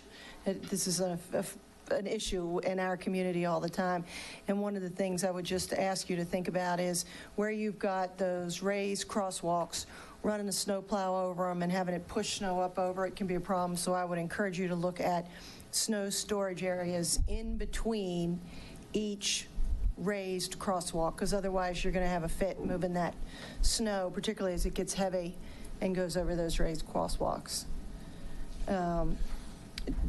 And then the other comment on that same topic is make sure that wherever you put it, that when it melts, it doesn't run into your streets and sidewalks.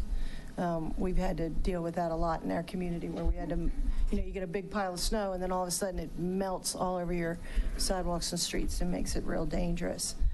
And then, as much as I appreciate your thought that you think you're going to be able to enforce the parking, I would just say good luck. It's really hard to do in a condominium or townhouse community. So unless you have somebody on site 24/7, it's really hard to enforce. So just don't oversell your residents on your ability to do that. Otherwise, I think it's a great looking community, and I'm always worried about green space, and I like the way you've put significant green space between all the units. Thank you. Most of my questions have already been asked, but first off, thank you for coming to Superior and welcome. With regards to the open space calculations, I believe you said that the calculation that you're using was 46% of the project land? That's what we've determined we're providing as far as open space. Okay. And did that calculation include any of the shoreline? No. No? No, it's our property starts right here. And it's measured from our property line. Okay. We didn't include anything off-site in our calculation. And Kendra, do you have an idea as to what the requirement is under the town code for developments in this PUD? Here, in terms of Stephen can answer that for you. I mean, it's part of the PUD and the Rock. So it has a planned development. Stephen, why don't you come up, and then it's part of the Rock Creek Ranch PUD as well. Yeah. Can you repeat the question? What is the requirement under either the PUD or the town code for open space for new developments? So for the standard PD or PUD for Rock Creek Ranch, it's a 45% open space requirement. When they went and got their rezoning done, they asked for a few exceptions back in 2016, and one of them was to reduce that open space requirement from 45 down to 40, and that was approved. The other was to reduce the density from 18 dwelling units an acre down to 14. So those were the two exceptions that were approved when we rezoned it to residential. But they are at 46. They meet either requirement. Okay, thank you. Did you want to go? You can ask your question now. Yeah, I have several questions. We'll let Rita finish up. We'll see how we do without you here, Rita. We're test driving this. And Stephen, I may need you up here too, because Rock Creek PUD historically had the most boring colors known to man. Everything neutral, neutral, and more neutral. Beige, beige, and more beige. Right. But Rock Creek Homeowners Association has loosened up on those colors over time. I mean, that's why you see some blues and some greens and a little different than beiges. So I actually would prefer, with 94 units and 20 buildings, more variation in the color ranges here. I think, the Summit used to be one way, and I actually prefer the Summit with the different clusters having different colors, Sandy.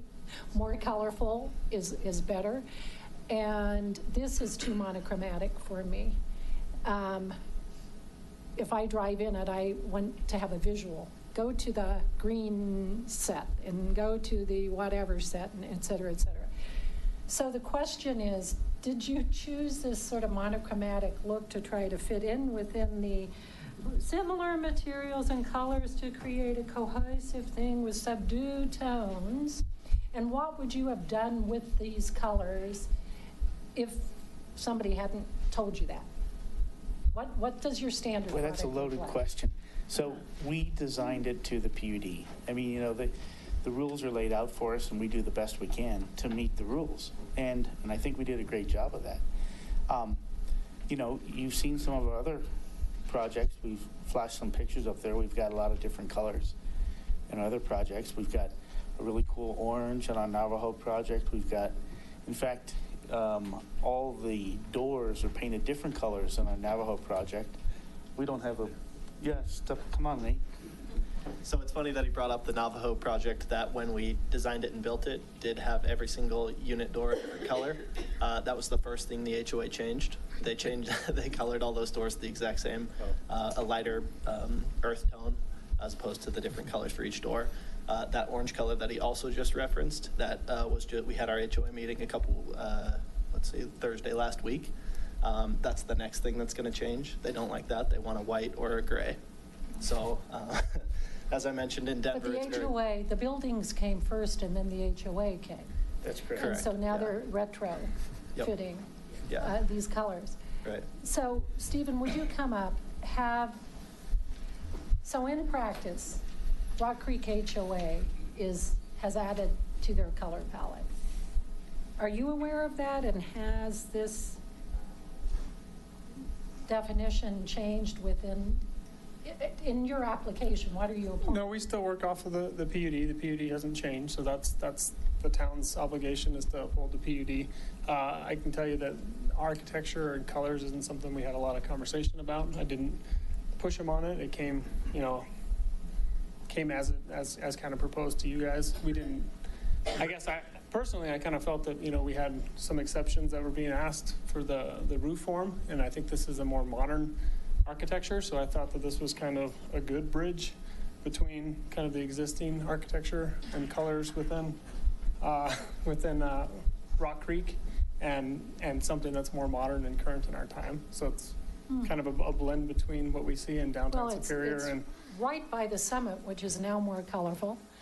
And anyway, it's a big deal with me, actually. I love what I'm seeing here, but I think it's boring in the colors.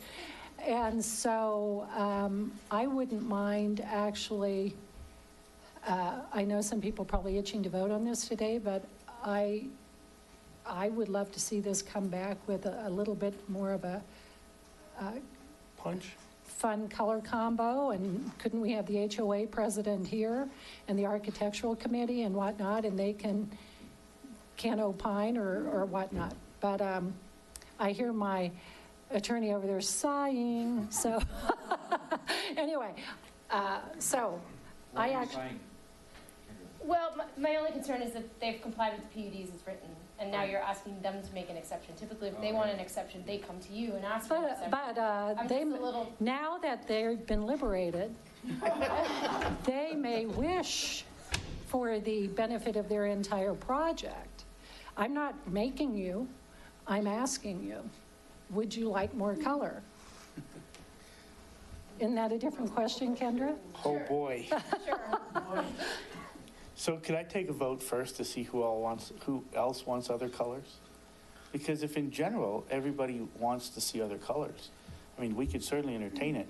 I'd like to discuss how we could do that.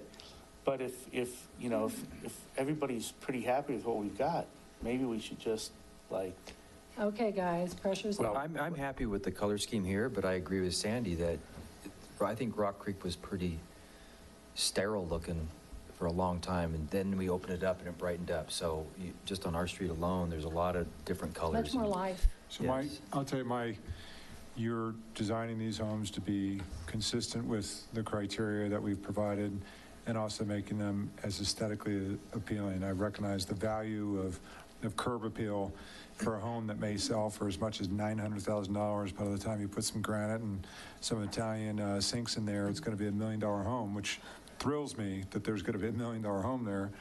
You know, I'd love to see some affordable housing, but for this property, given the special location, I think it's valuable. So my thought is I wouldn't necessarily want to tie your hands with something personally that was more requiring some more vibrancy in the colors personally. But I tend to lean to you knowing that you're going to build something as appealing to the current home buyers. I like the vibrancy, but with the modern, combining grayness with modernness, you know, and, you know, I like the black accents on the railings.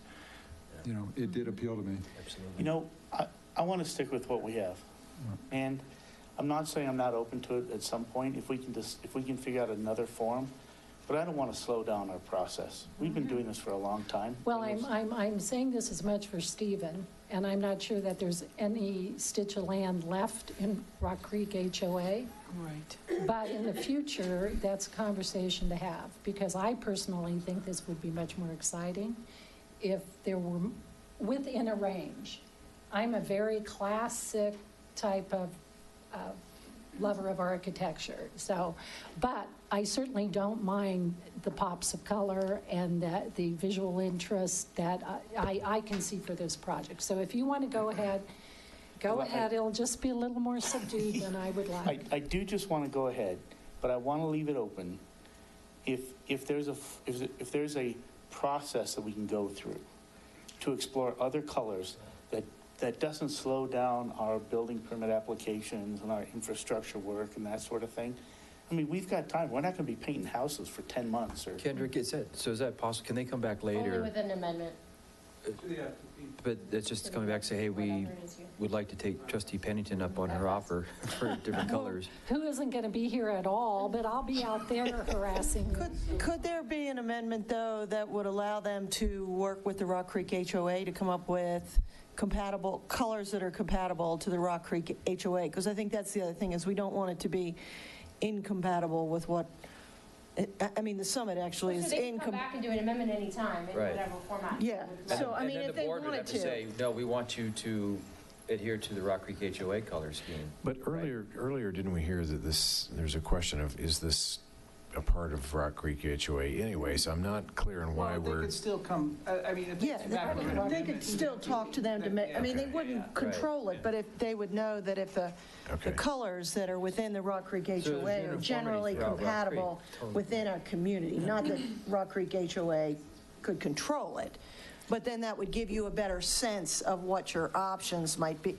I can guarantee you there's no purple buildings with pink accent colors. It's still relatively subdued, but that might give them an option if they wanted to. But in the meantime, I actually like these colors. The only thing that did concern me, and it kind of comes back to what Trustee Pennington just said, we have 26 buildings in the summit at Rock Creek, and it became very difficult for people to find you if you couldn't say, oh, I'm in the third pink building. I mean, we don't have a yellow building on the left. So that would be the only thing, is to make sure that, you know, your buildings are such that it makes it easy for people to find the buildings, because yours is a little more straightforward than we are, but that helps. Okay, we're kind of venturing into the conditions and the discussion portion, so let's... Let me just ask a couple of questions before Well, I just wanted to refocus us to asking questions instead of stating what we like and don't like, which is more I can part always put it in a question. Wouldn't you like more color in the community? of... Okay, I've stated my point. Okay, but now I'll go to another thing. Okay. Art.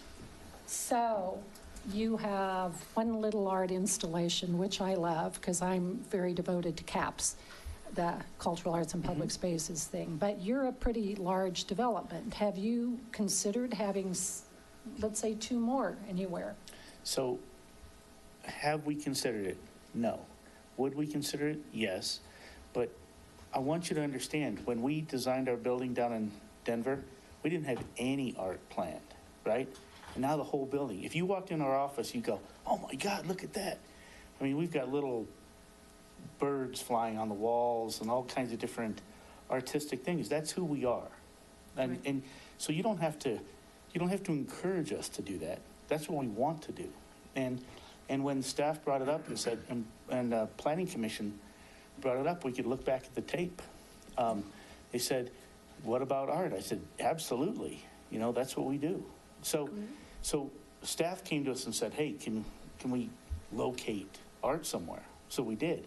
That's not to say that that's exclusive, but I don't want to sit here tonight and draw some circles here and say we're going to do something here, do something here.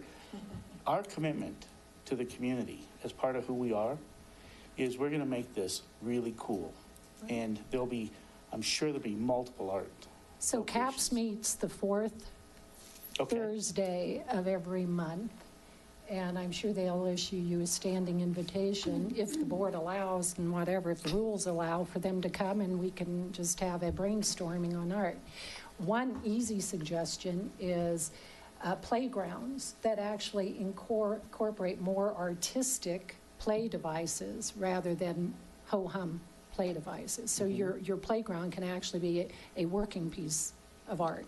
I think that's a great idea. We could have some little walls that people could draw on. I mean, I think having something like that in there would be super. And we'll figure out a way to incorporate art into the community. So in a community as big as yours, what has happened to the clubhouse?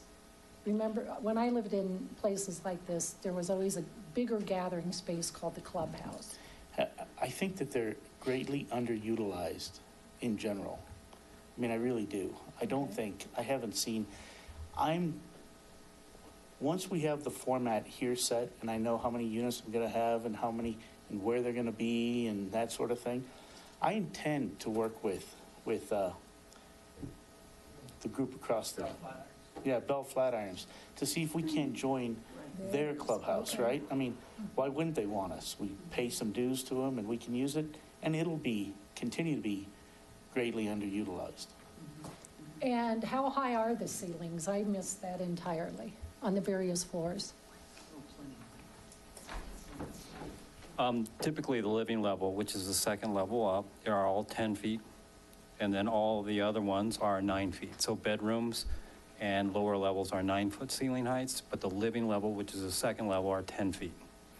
And of course, the rooftop terrace, it's heaven, so. Well, after Rita asks her questions, could you actually go to the layout, particularly of the rooftop? Yeah. Because I'd like to actually see how you've designed that. But Rita first. Okay. That's what I was going to start with, is what is actually on the rooftop deck? Just the doghouse and the deck and then the solar panels, correct? What's on the deck? Yeah. So, Michael, would you come back and? Do we know where that is, Nate? I don't think it's in the presentation. Well, let's look at the overall roof plan. So you could see it. Yeah. That's the closest step view though. Yeah, so you could see this rectangular box is what we're calling the staircase or doghouse architecturally. So that is roughly got an 8-foot ceiling at the top landing here. You could see the roof deck is here. And you can again see the solar panels. All of these. So the solar panels lay flat on that roof? Well, again, the proposal is absolutely flat. Okay. As we place each one of these townhomes, the solar panel installer might put a 10% slope to it, depending on, of course, sloping toward the sun. The intent is to be flat. And again, as Nate said, they are all but 6 inches below the parapets if they're on a 10% slope. So this is the base scheme. Each one of the units have an option for an outdoor kitchen with a gas fireplace built in, with winterized plumbing fixtures and stainless steel cabinets, and of course your granite or your quartz countertops. That would be part of rooftop deck, and the larger rooftop decks actually have fireplaces and fire pits designed in here. And then again, it's options. Again, this There is you the go, base you're game. over your million, Yeah. Kevin. But We're going to get there Yeah. on a bunch of them. again, that's, we're trying to create a nice community where you can actually have outdoor space, invite your neighbors to, and that's where the fireplaces and the fire pits have come in, and of course, the built-in fireplaces. So that's roof. That's all roof right there. No, roof up to the top, above that deck. This, what's above, there. Right there? No. Oh, right there? Above- Yeah, that. That's just flat roof. Yeah, that's flat roof of the bedrooms or something like that. Below there are bedrooms. Yeah. Yes.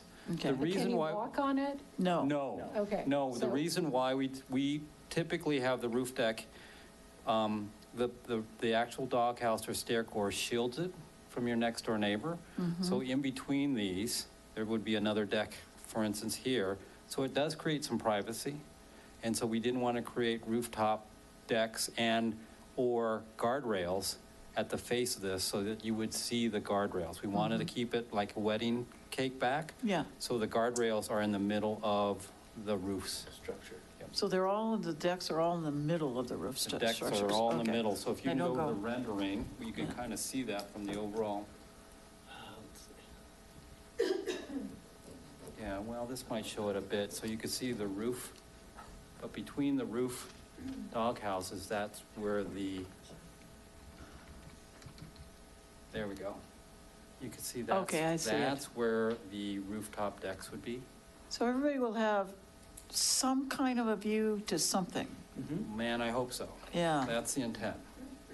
Not sure what in every case. Well, you but- can see along Colton, these duplexes are, they're going to have great east views this way. This one will have, Yeah. and this is actually true to form. So technology, this is Google terrain. So this is the Flatirons. This is true to Google GIS, let's put it this way. So we tried to make sure that each one of the terraces or rooftop terraces had a view either toward the mountains or potentially down to downtown Denver. So the window in that doghouse is really just a light into the, or is there a window on this front one here? Right there, yep, there's a window there. Yeah, that's just to let the light into the building Stairwell. structure, the stairwell Yes, structure. actually, so Okay. the stairwell is a light well also. So Yeah. that's bringing light into these are the bedrooms down here. Yeah, So it's that's a actually great design. yeah, I it's mean, bringing you've got to light have into light into those stairwells or otherwise, And it helps ventilate it also. One of those windows at the Opens? top of the opens to help ventilate it also. okay. Yep. Now, so the water and the ice and the snow gets off of those flat roofs readily? Ice and snow does not get off these roofs. It melts. Yeah, well, that's what I'm saying. Yeah. So that's how it gets off. It has to melt? Yes, and that's why we live in Colorado. Superior. Yeah, Superior. Right? Not up in the We mountains. got 300 days, so we don't have a whole lot of snow built up. So, membrane technology is great for snow. I mean, Right. so we don't have snow shedding. And so these communities are great because, the open space is usable open spaces because we don't have to worry about snow and ice because we are retaining all that snow and ice on the roofs until it gets sunny. And then it all slopes toward the back. Okay, so or when we majority. get the 2 to 3 foot snows in October or in April, because we do, 2 feet of snow is not unheard of here. So it'll pile up there 2 feet and then it'll eventually melt off. Yep. Okay. You go follow up. That's your question, Kevin. Go for it. So I'm not worried about October or April. I'm worried about January when it snows 4 inches, melts. Ice forms, you get the ice dams, it freezes again for 2 days, melts for a day, freezes again. You know where I'm going. Sure. So the EPDM roof, or the membrane roof that we intend to use, and we have a parapet system, so it's all contained on the roof with scuppers. So, and the decks themselves are raised above the membrane roof, so they're not at the membrane roof, and it's either concrete pads on pedestals, or it'll be a wood deck or a Trex deck, and there'll be drainage in between that. So that Again, it's less the wood or the Trex deck can be replaced. It's the flat roof in a condo unit. I think these are great property. Sure. And you can tell where I'm leaning, but my worry we spent a lot of time talking about flat roofs in other parts of the community because we didn't want it. Here, this is a different, the aesthetic of this is different than the other part of the community, but I know it is a feature of everything you are looking to build. Right. And your oldest property is 2006-ish? I built my personal home, about 2006. I had a lot of flat roof. Let me also, we've done probably 1,000 units in Keystone and Copper and in Vale and Aspen.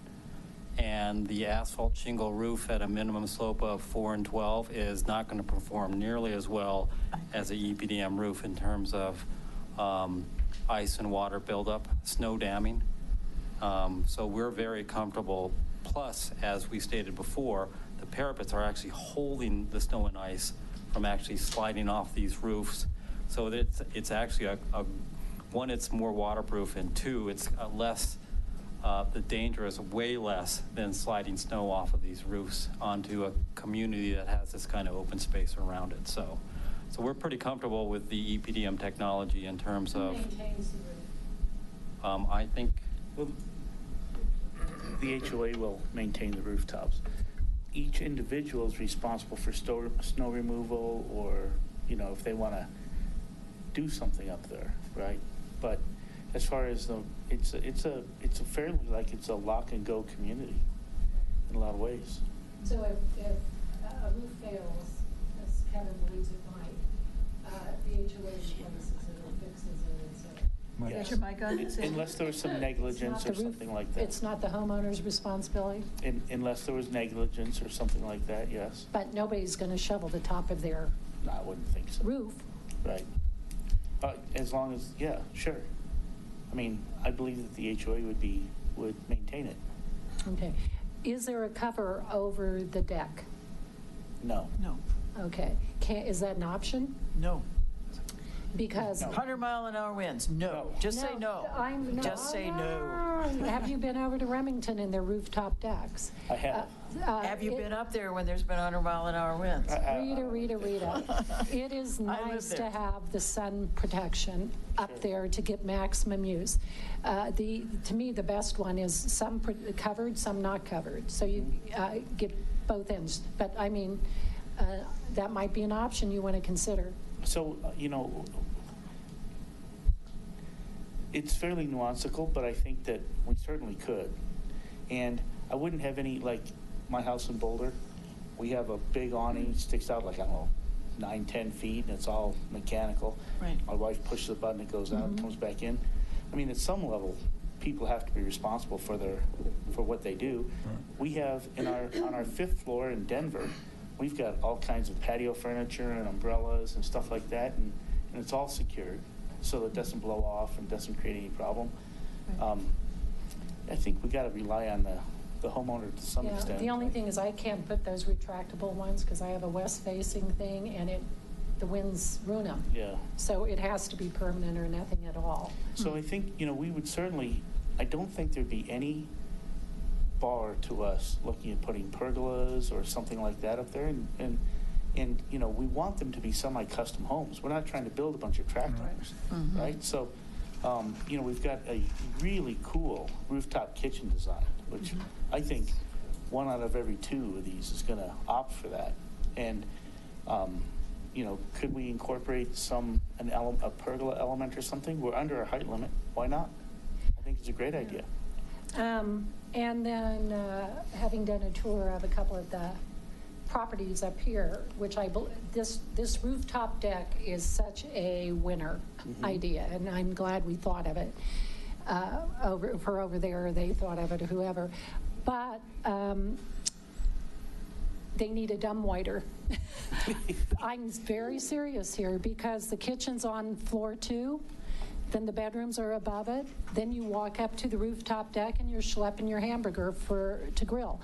So also consider that possibility. Or smart waiter, I don't care. Or I don't have anything against waiters. They're not all any waiter, right? So I'd like to add that we do have an accommodation for elevators in some of the units. So how many of the units can we put elevators in?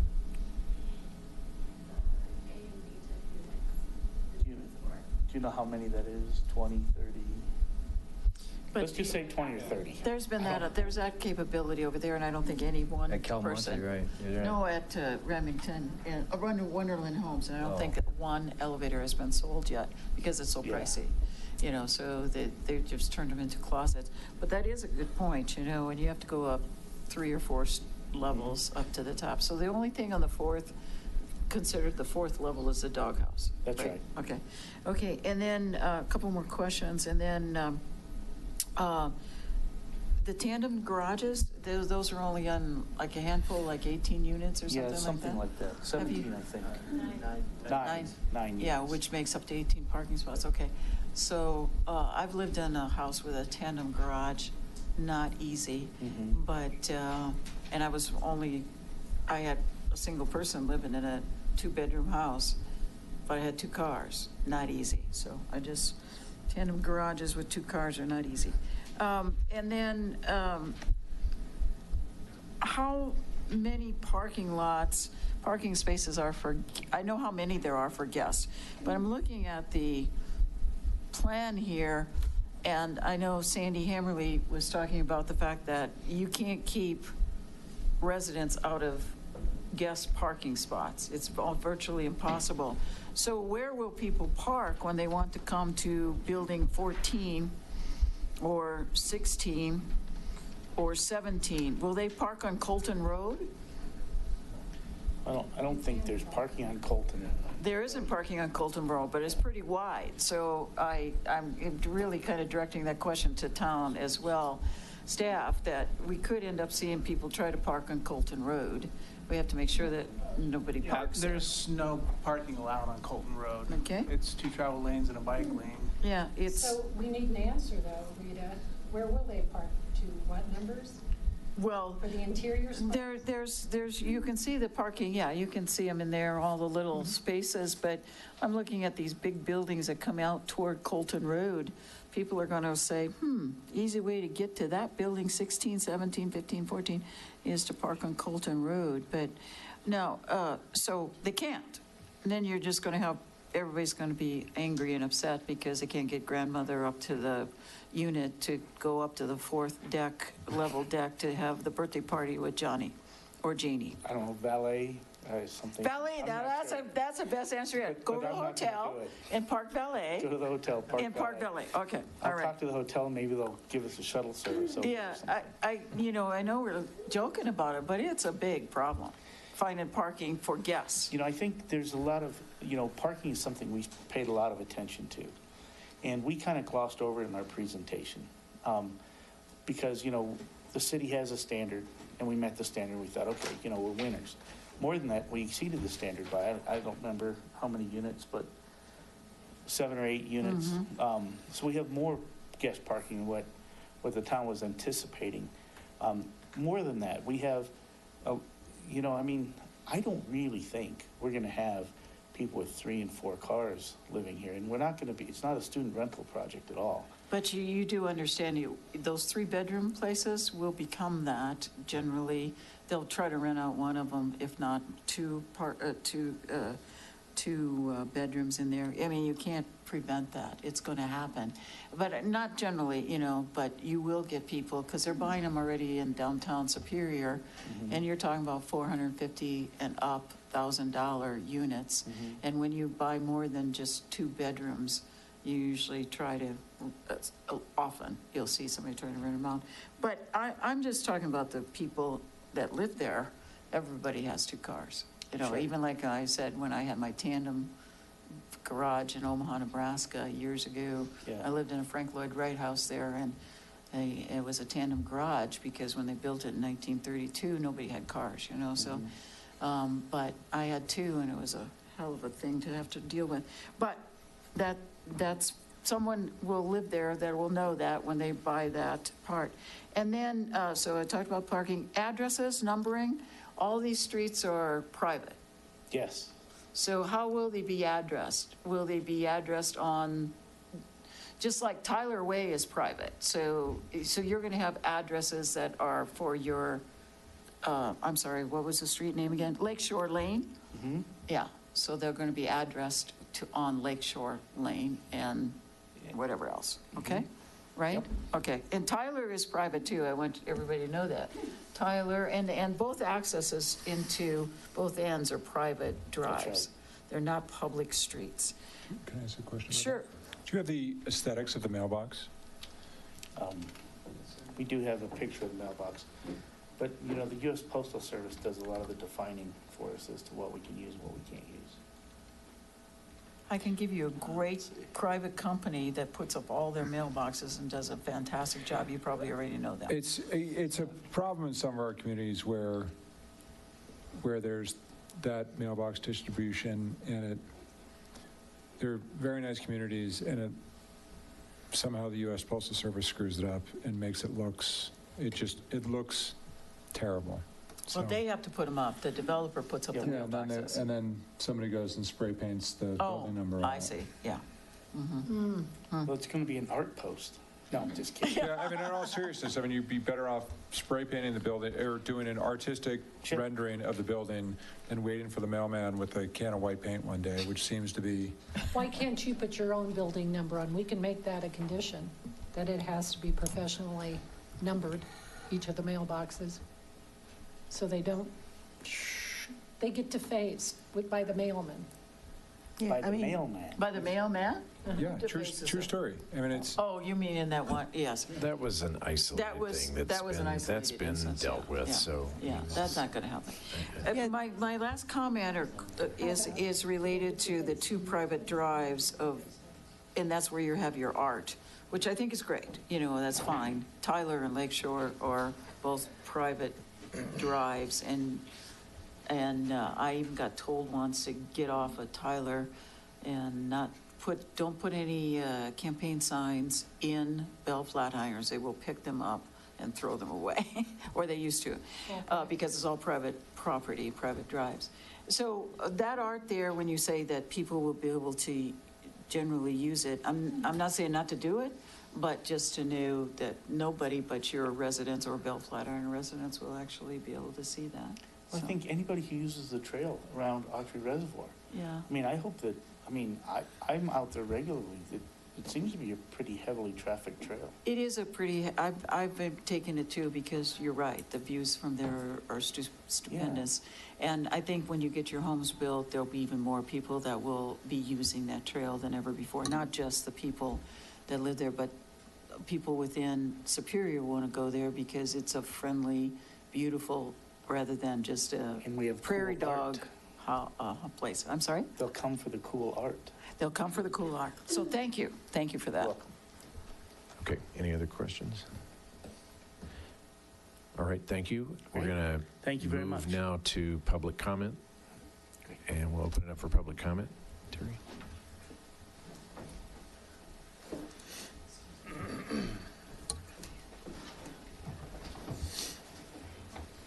Hi, I'm Teresa Clark, a Superior resident, and I was actually kind of... Okay, we have a problem, Houston. Well, I was actually going to say I was kind of happy to see someone else fumbling with the pointer and the things like I often do, so thank you for that. I love this development. I think that it is...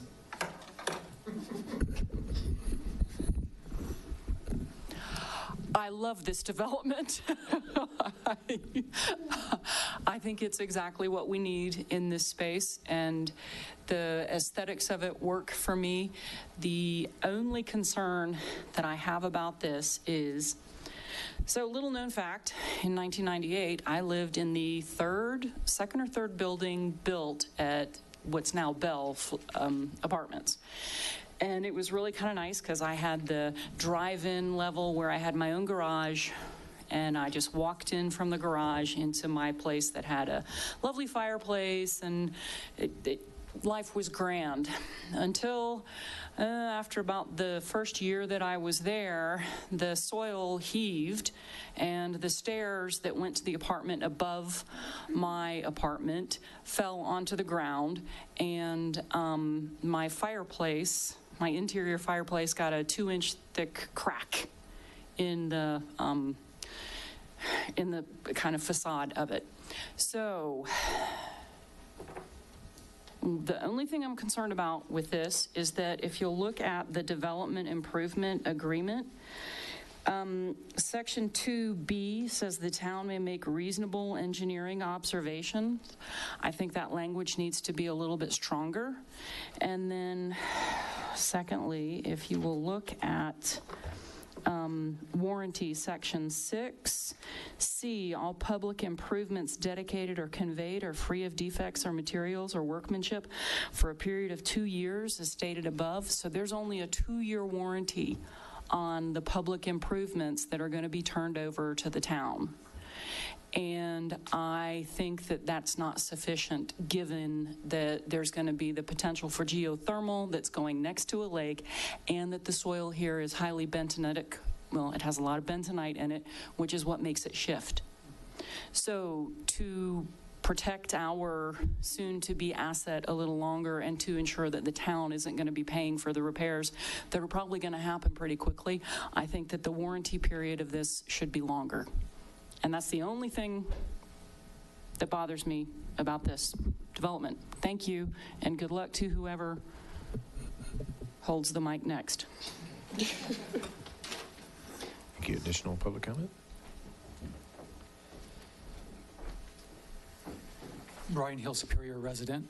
I was just wondering if the way the shoreline units are configured, they're sort of facing northwest, and will there be a problem with Bell Flatiron's residents and sunlight reflection off of that glass on those units? It's not something that they've been exposed to yet, and I was just curious what it looks like from their side of the reservoir. That's it. Thanks. Okay, thank you. And we'll have them address that and follow up. Any additional public comment? Okay. Any follow-up questions from the board?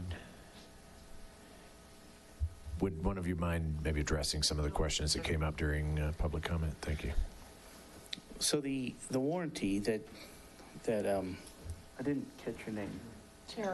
Teresa. The warranty that Teresa brought up, so that's a public improvement warranty. That's for water mains and gas, and not gas, but water mains and sewer mains and that sort of thing.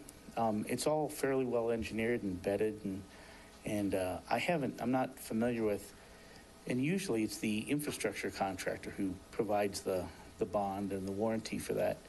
2 years is pretty customary. It's also just, I don't mean to interrupt, but it's what our code requires. Yeah, okay. So it's what the But code requires. We could have more, right? No, it says set forth in our code, it's 2 years. Okay. And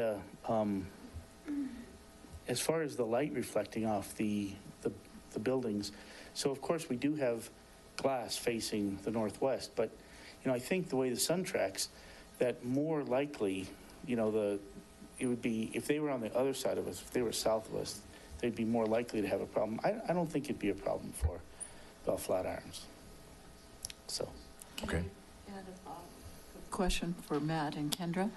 On the public improvements, you have a 2-year warranty, but as you approach the end of that 2-year warranty, if you find that there's some observable issues, then you can extend it or ask them to repair it. So it could be longer, but it would only be if there was anything that was observable as you approach the end of that 2-year period. That's correct. That's true. It's also from preliminary acceptance. So somebody goes out and inspects it and says, okay, it's ready for preliminary inspection. That's when the warranty starts.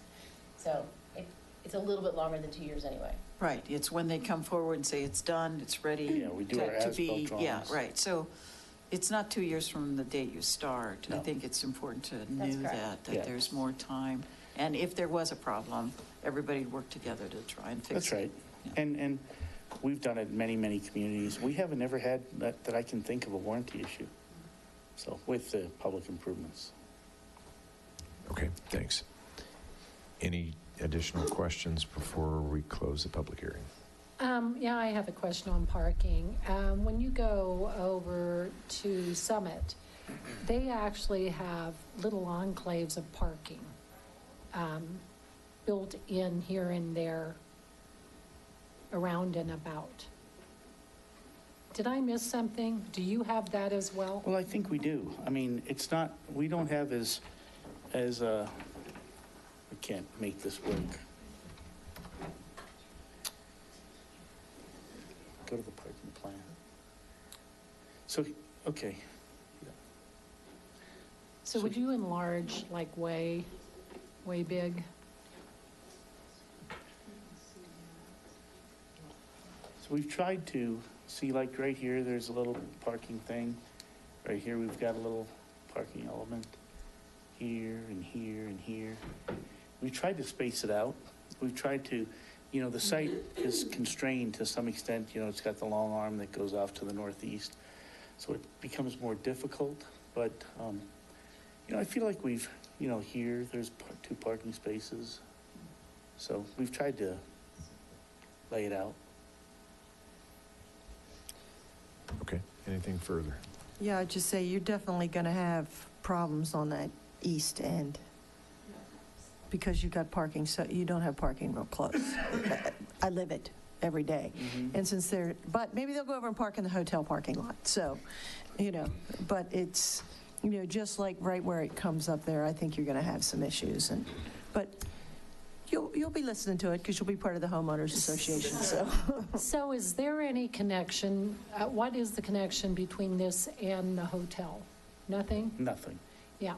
So they may go try to park in the hotel parking lot, but while you're in the magnanimous spirit and you go over to Bell Flatirons and try to work out the club and access to the beach, you might go over to the hotel and see if you can access some of that back parking. I don't know, maybe you guys can make it a condition of their approval. Not bad. Nice. Not Okay. a bad idea. Any other questions? Well, let me ask one, just because it was a little, so you're ready to go? Yeah. You've got building permits? But we're ready to submit for building. Ready to submit, I mean, you'd be, you were a bit sarcastic and we could pick out, you'll be painting in 10 months, but even if you put that in 12 months, what's your timeline on ending the project? So, that's a tough question because the market drives that to a certain extent. We intend to start, within 90 days of your approval.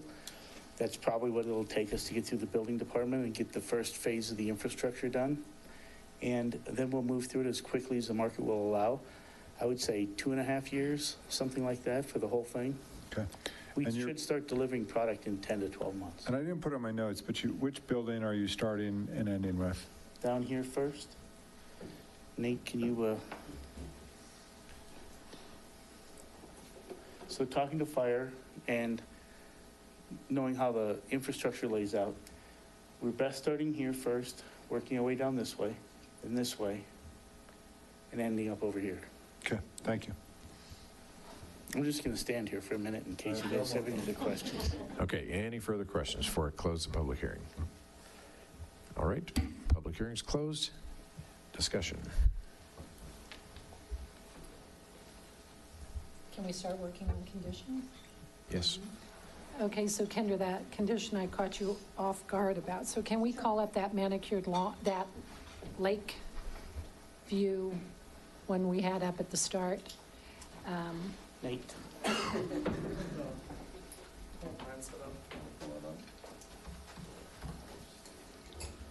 Yeah, so I'll just read what I drafted so far, and then if you want to wordsmith it.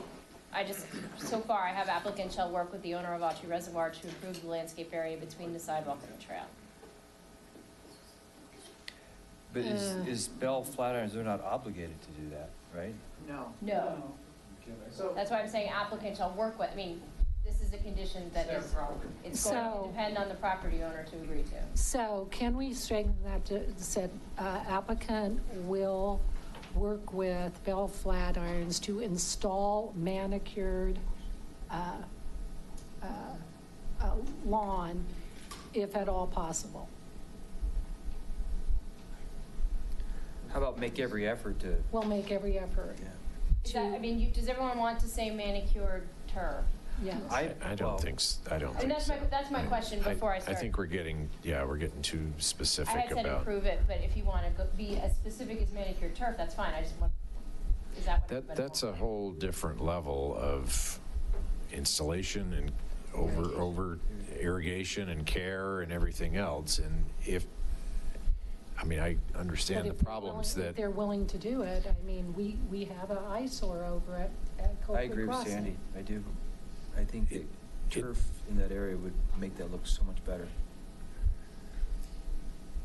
I think irrigation is key to getting native grasses established and perhaps keep it going. And so perhaps some level of irrigation, but I think we've got too much manicured lawn in the world, and it requires fertilizer and everything else. And it's a nice, I just think it's nicer if it comes in native grass and can have less. And other grasses, ornamental grasses and things like that. So the applicant doesn't own that, right? Bell Flatiron owns it. So, I mean, if as part of the applicant's negotiation with Bell Flatiron over sending 94 units to the, and paying dues, they want to say, and I'd like you to improve this this part. I mean, there's nothing that would prevent Bell Flatirons from doing that. But to me, I don't feel like we could put a condition upon this applicant to negotiate with a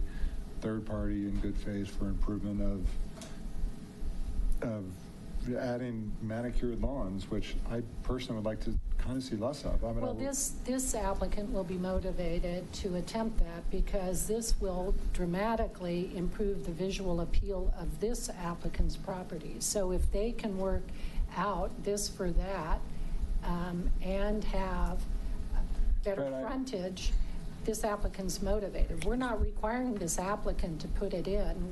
We're asking the applicant to make every effort to work with Bell Flatirons to address this. Right, but they're already properly incented to make property they don't own as aesthetically appealing as possible, right? I mean, of course they're going to work with Bell Flatirons, and the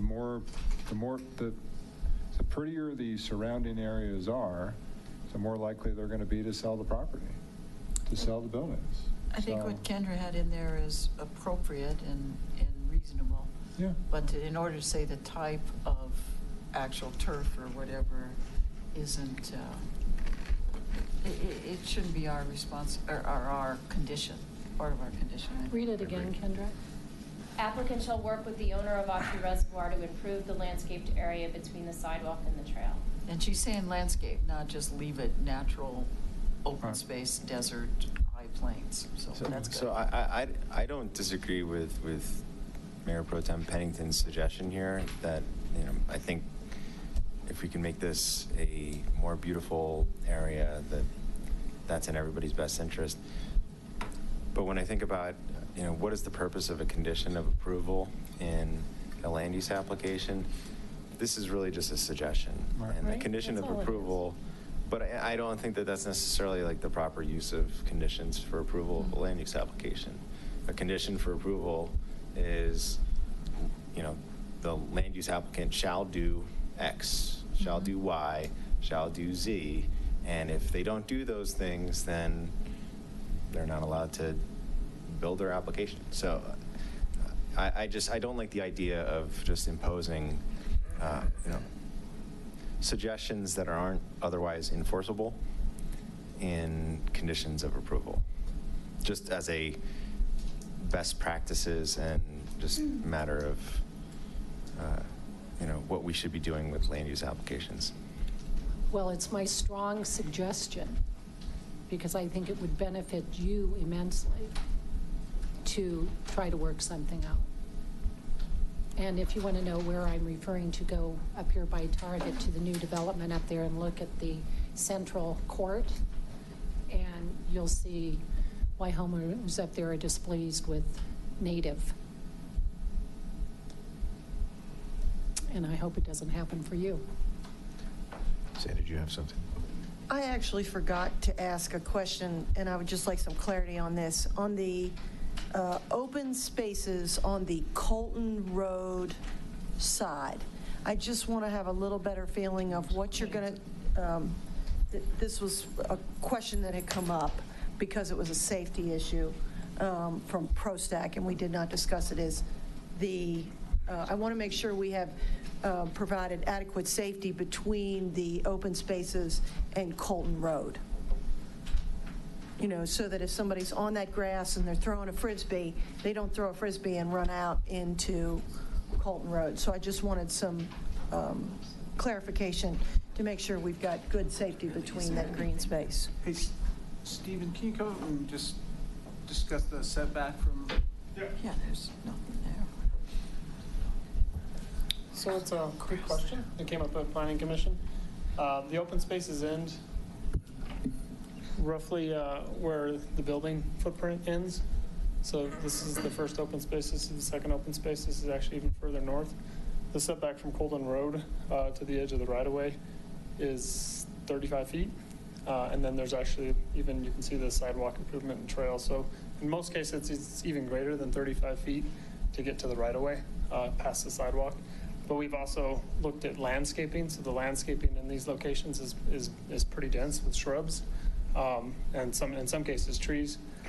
So there is a buffer, both like a physical buffer and a line of sight buffer that helps distinguish the two areas. I don't think someone's going to run after a Frisbee or a ball and make it to the road.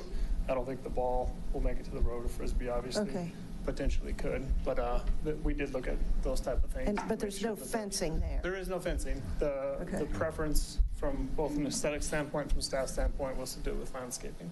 Okay. Yeah, that I know ProStack brought that up as a concern, that Frisbees could go flying off the end of that and go rolling out into. But that was just a concern that they voiced. Yeah. So if you feel like it's enough. I hope it's enough, yeah. Okay. Okay, so going back to the question of this condition about landscape, we've heard a suggested condition, we've heard possibly no condition.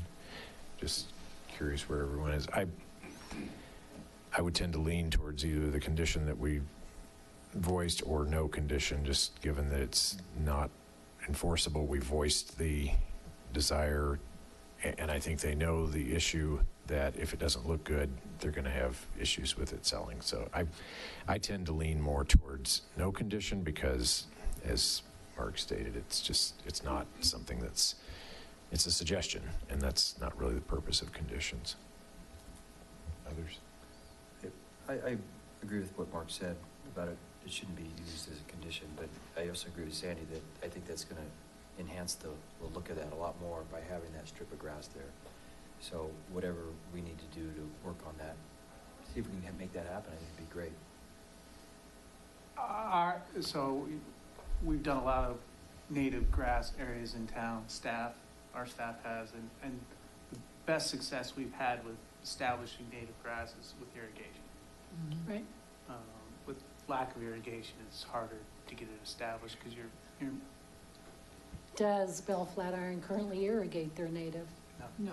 Okay. So you're going to put irrigation there regardless if it's native grass or if it's manicured. Well, they would still have to work with Bell Flatiron. Yeah, so I mean, But you're either irrigating native or you're irrigating sod.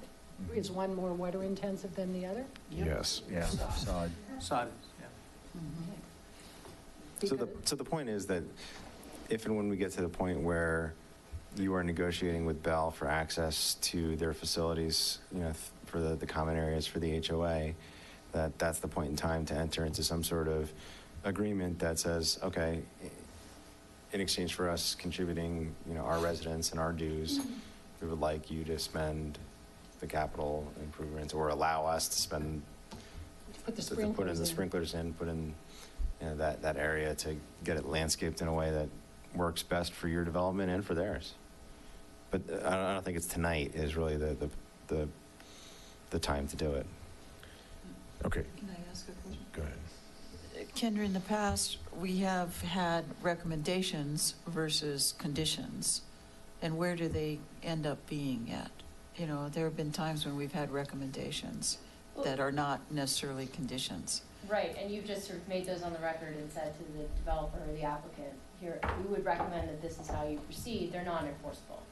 Right, well, this isn't enforceable either if it's a condition, because you're saying you basically, they shall work with, but Right. if it doesn't That's- happen. that's Mark's whole- Yeah. That's the point. I mean, I think that's Yeah. the point Trustee Lacis is making. It's not enforceable because it's on somebody else's property. There's only so much we can do.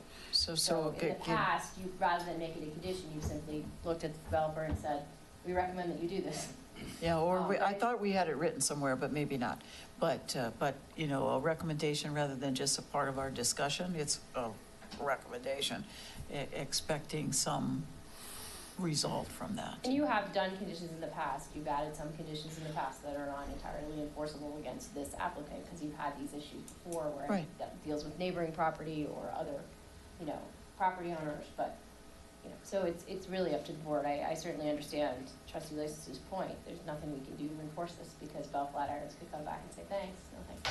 I think, though, that in this case, it's so important to make sure that they're buying on Lakeshore Drive, they're looking at a lakeshore out their front door, and then you come back and say after they bought it a year later, well, but we don't own that, we don't do anything with that.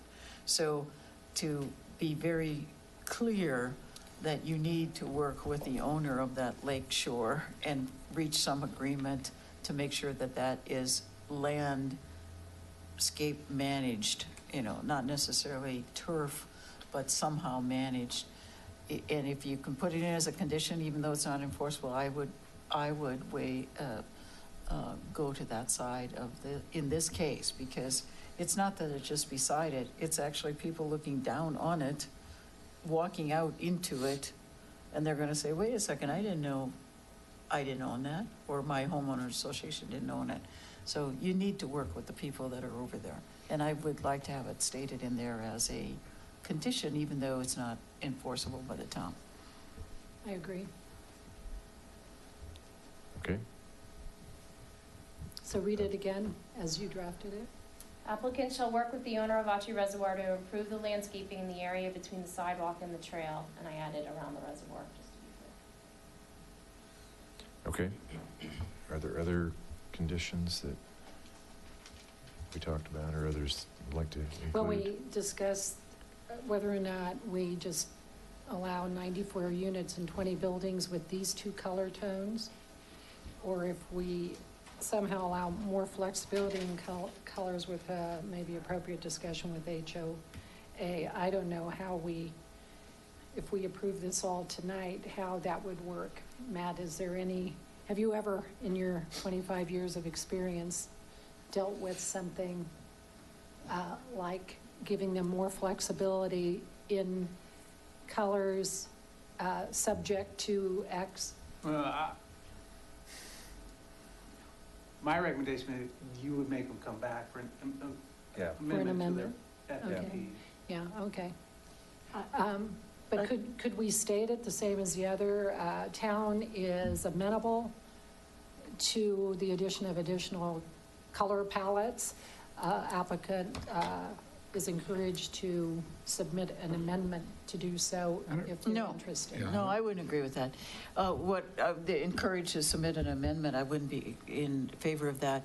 Because here's the thing for me, is that when you talk about Rock Creek Ranch Homeowners Association, you're not even near it. You don't even bump up to it. There's no Rock Creek Ranch Homeowners Association around you.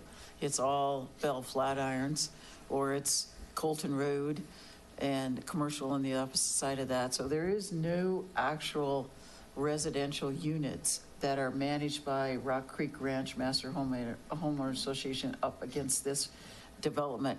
So I don't think it's necessarily necessary to talk with Rock Creek Ranch, and I'm not sure I agree with all of their color palettes anyway. I think these are a fairly good start color palettes, because when people are buying homes, they don't want a lot of unusual color. You even mentioned the fact that they're taking off multicolored front doors and they're taking off the orange and things like that. And I think it really ends up being, you design the colors that will sell to the residents. And as you build the units out, you'll probably figure out what changes you need to make as you go from east to west. And then also, then it goes down to the HOA of that set of condominiums. They'll work with colors and what the residents want within that.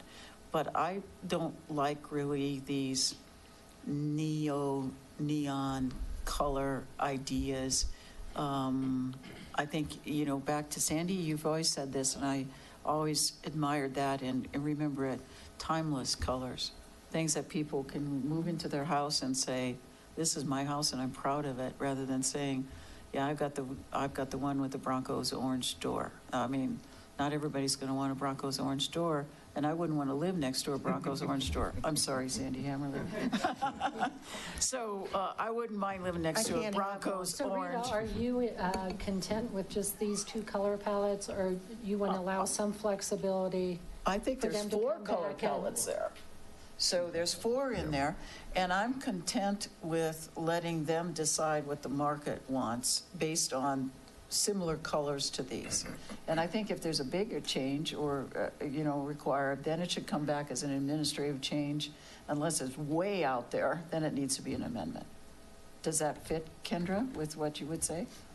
Yeah, I think that's fine. Yeah. Yeah. But does the applicant understand what you just said? Say the last part of that again, Rita, so the applicant knows about an administrative change. We understand that there's administrative changes and there's amendments. Yeah, right. Within a certain range. So if you're so inspired down the road, you can go to Matt Magley and say, we might want to add We might something have a in the little bit more range. green in that gray-green. Okay, so no condition on that. Any other conditions? All right, can you reread our one condition? Sure. Applicant shall work with the owner of Achi Reservoir to improve the landscaping in the area between the sidewalk and the trail around the reservoir. Okay, with that, I'll entertain a motion. A motion, we approve Town of Superior Resolution Number R-49, Series 2018, a resolution of the Board of Trustees of the Town of Superior approving the final major subdivision plat, final plat site plan, and associated development improvement agreement for Rock Creek Ranch filing number 17D, Lot 1, Block 1, case numbers FP 2018-5 and FPSP 2018-01 with conditions. With the additional condition that I read? Yes. Or no, I'm just Yes. asking. Yes. Okay, motion by trustee Hansen. Second by trustee Ryan. All those in favor? Okay, passes unanimous. Is there another action? Or that's it? Thank you Okay. all very much. Congratulations, we appreciate it. Thank you. Look forward to working with you. That, folks, is how we should go.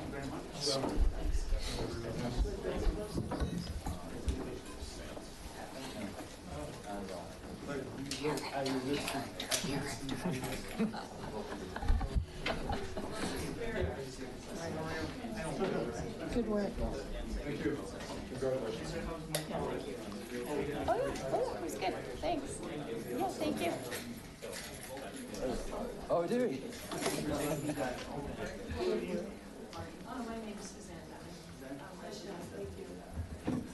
Can I ask a question of Matt on a different subject before we retire? Matt, I went over to Village Green Park and walked around it, et cetera. And I was actually a little surprised. You had a limited expanse of green grass there, but trees were put in the middle of it and, somewhat into it, et cetera, which sort of curtails the use of that. Was that on the landscape plan?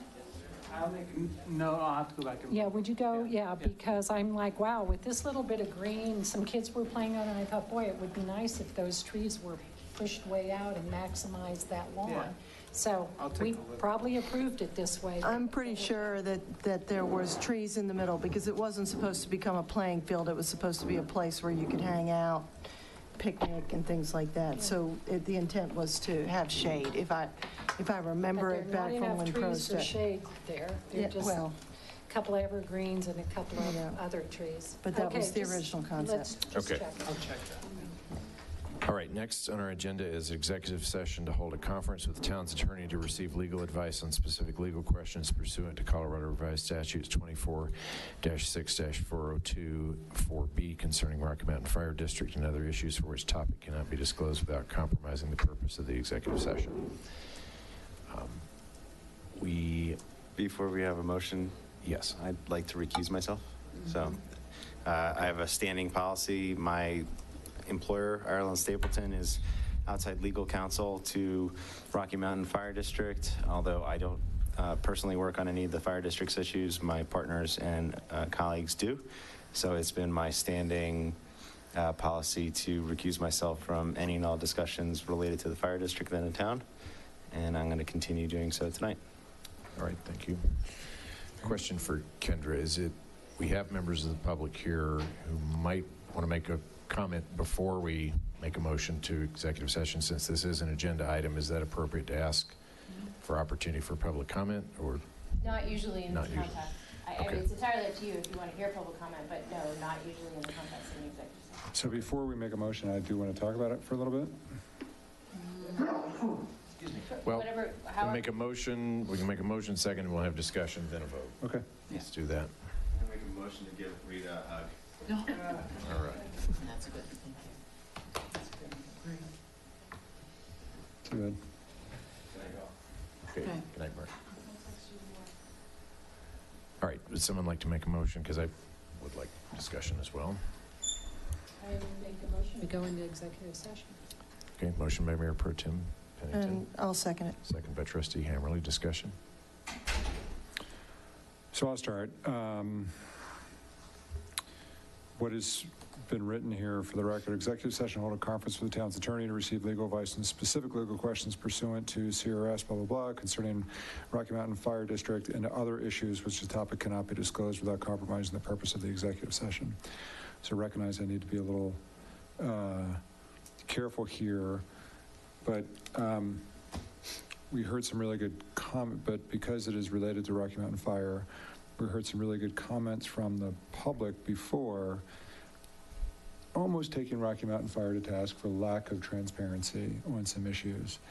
I think we need to be really careful here, and anything we discuss related to Rocky Mountain Fire and the service they provide,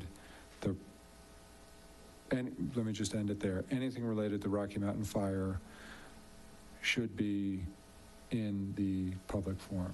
And so I would ask that you each consider that. We have a great presentation that's going to be, I don't know if it's a great presentation or a bad presentation, but we have a presentation that's proposed for a couple weeks by Chief Mike, opportunity for people to ask questions. I personally will vote against moving to executive session and would ask that we not move to an executive session and talk about any issue related to Rocky Mountain Fire. I'm going to agree. I think this is inappropriate to have an executive session to talk about something that is reasonable and appropriate to talk about in an open meeting. We need to hear the presentation. We need to have a discussion. I do not support going into executive session to talk about some action that I am uncomfortable talking about behind closed doors. So I'm going to not support it either.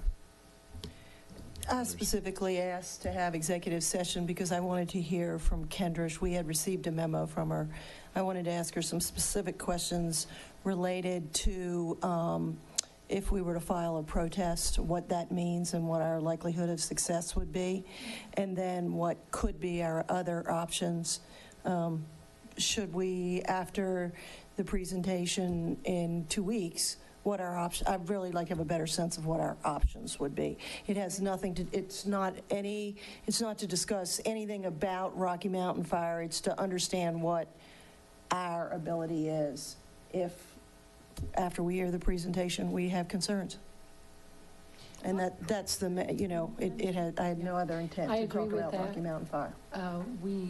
The intent here is not to take into public into private any discussion of the types of issues we heard today. It's simply to receive legal advice per Kendra's memo that is best discussed in executive session, and I'm happy to limit the subject of executive session to those issues raised in Kendra's memo. But that's why executive sessions were made, so that when an attorney raises particular concerns, that we can discuss them with her. So I'm happy to keep those things that you're worried about, Kevin, out of that and simply go to the crux of her memo. Okay, others? Rita?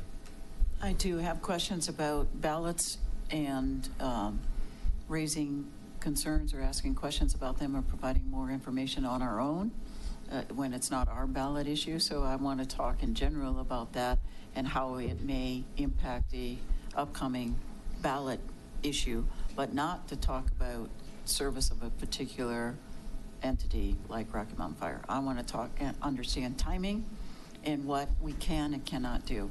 And actually, I was at Dr. Cog, and we were having the same discussion there about what we can do. Dr. Cog could do as taking positions or not, or opposing, and there was some very clear statutes that they stated and read, which I failed to bring. I think maybe I got them in my bag here, but I want to talk about those with you in executive session. Okay, anyone else? All right, I'll call the question. All those in favor of going to executive session? Emmerly, Pennington, Dozal. Opposed? Ryan, Folsom, and Hanson. Motion fails. Anything else before we adjourn? But no, we can go into public now and discuss this, can we not? Well, it wasn't on the agenda. We don't have an agenda item, so. We don't have an agenda item. I guess what I would say is if you individually have questions that I can answer individually, I'm happy to do that. In other words, if you want to talk to me about my legal advice, you can do that one-on-one. I can do that with whoever has those questions, if that would be an easier way to do it. I would prefer to do that rather than to have my legal advice out there in the public. I don't think that's, I'm here to protect the town as a whole, and I don't think that's in the best interest of the town as a whole. But this will be an agenda item for next meeting, right? But not, Chris, this is specifically to do exactly what she said, that she's not comfortable discussing in public, and we just voted it down. Yeah. She's not going to be any more comfortable on October 6th doing the same. That's true. She made that clear in her memo too. So, and delay and timing is not on our side if we would decide to take any kind of a position. It was put on this agenda because of the timing, which is sensitive. I would still say that this whole discussion can be held in public. I see no reason why we wouldn't.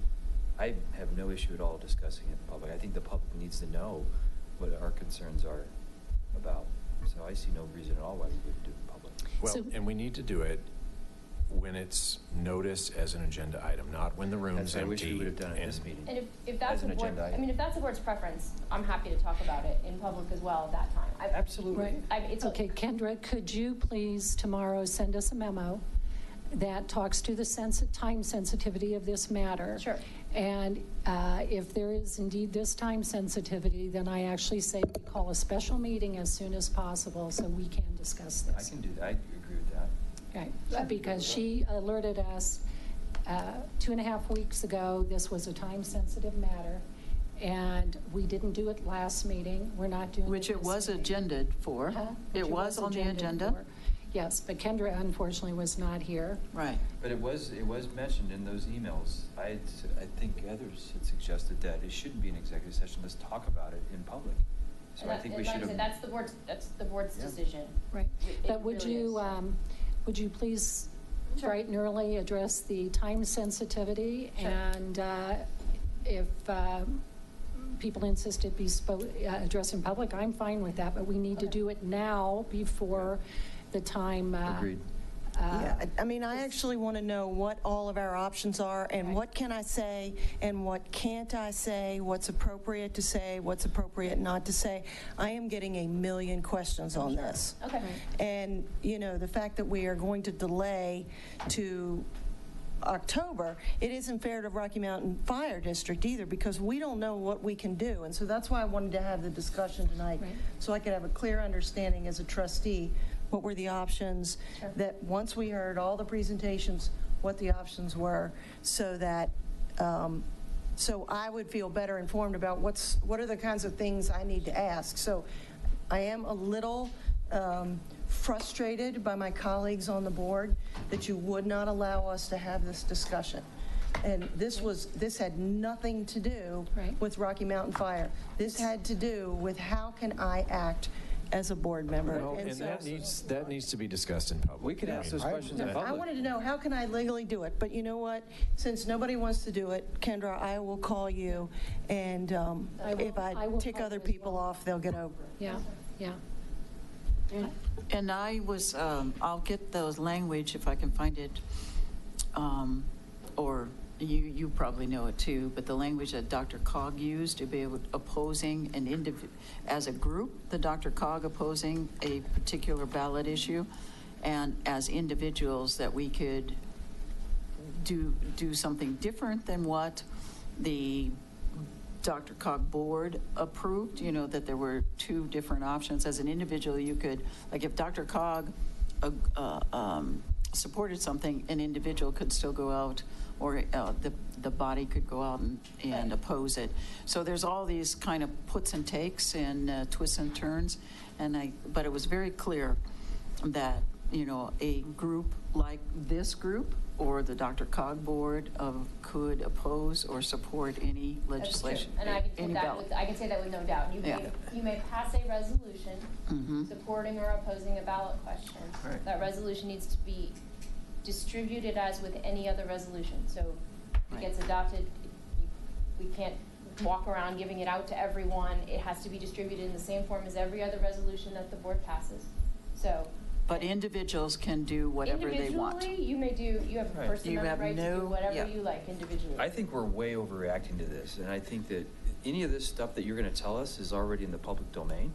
So all we're doing is be concise with us and tell us what we can and can't do. I think you need to read her memo thoroughly, and then you'll understand the particular topic. This was only the back end of the front end of her topic was much more precise, and I think it's reasonable to begin that conversation in private, and then at that time, if people decide it wants to be continued in public, that's fair game, but have it sandbagged tonight, it feels wrong. We're using words. Yeah, we're using words that are a bit unfair. Discriminately, I believe it, and so I have asked for what I would like, which is time sensitivity tomorrow morning, and I will be calling you as well with my specific concerns. So why don't I do this? I'll resend my original memo. I will specifically address the timing now because it's a little bit different than the timing when I sent the memo. Right. So I will address that as well, and I'll resend the memo, and then people can call me individually with any questions that you have. I appreciate you resending the memo. I read it just before I came to the meeting.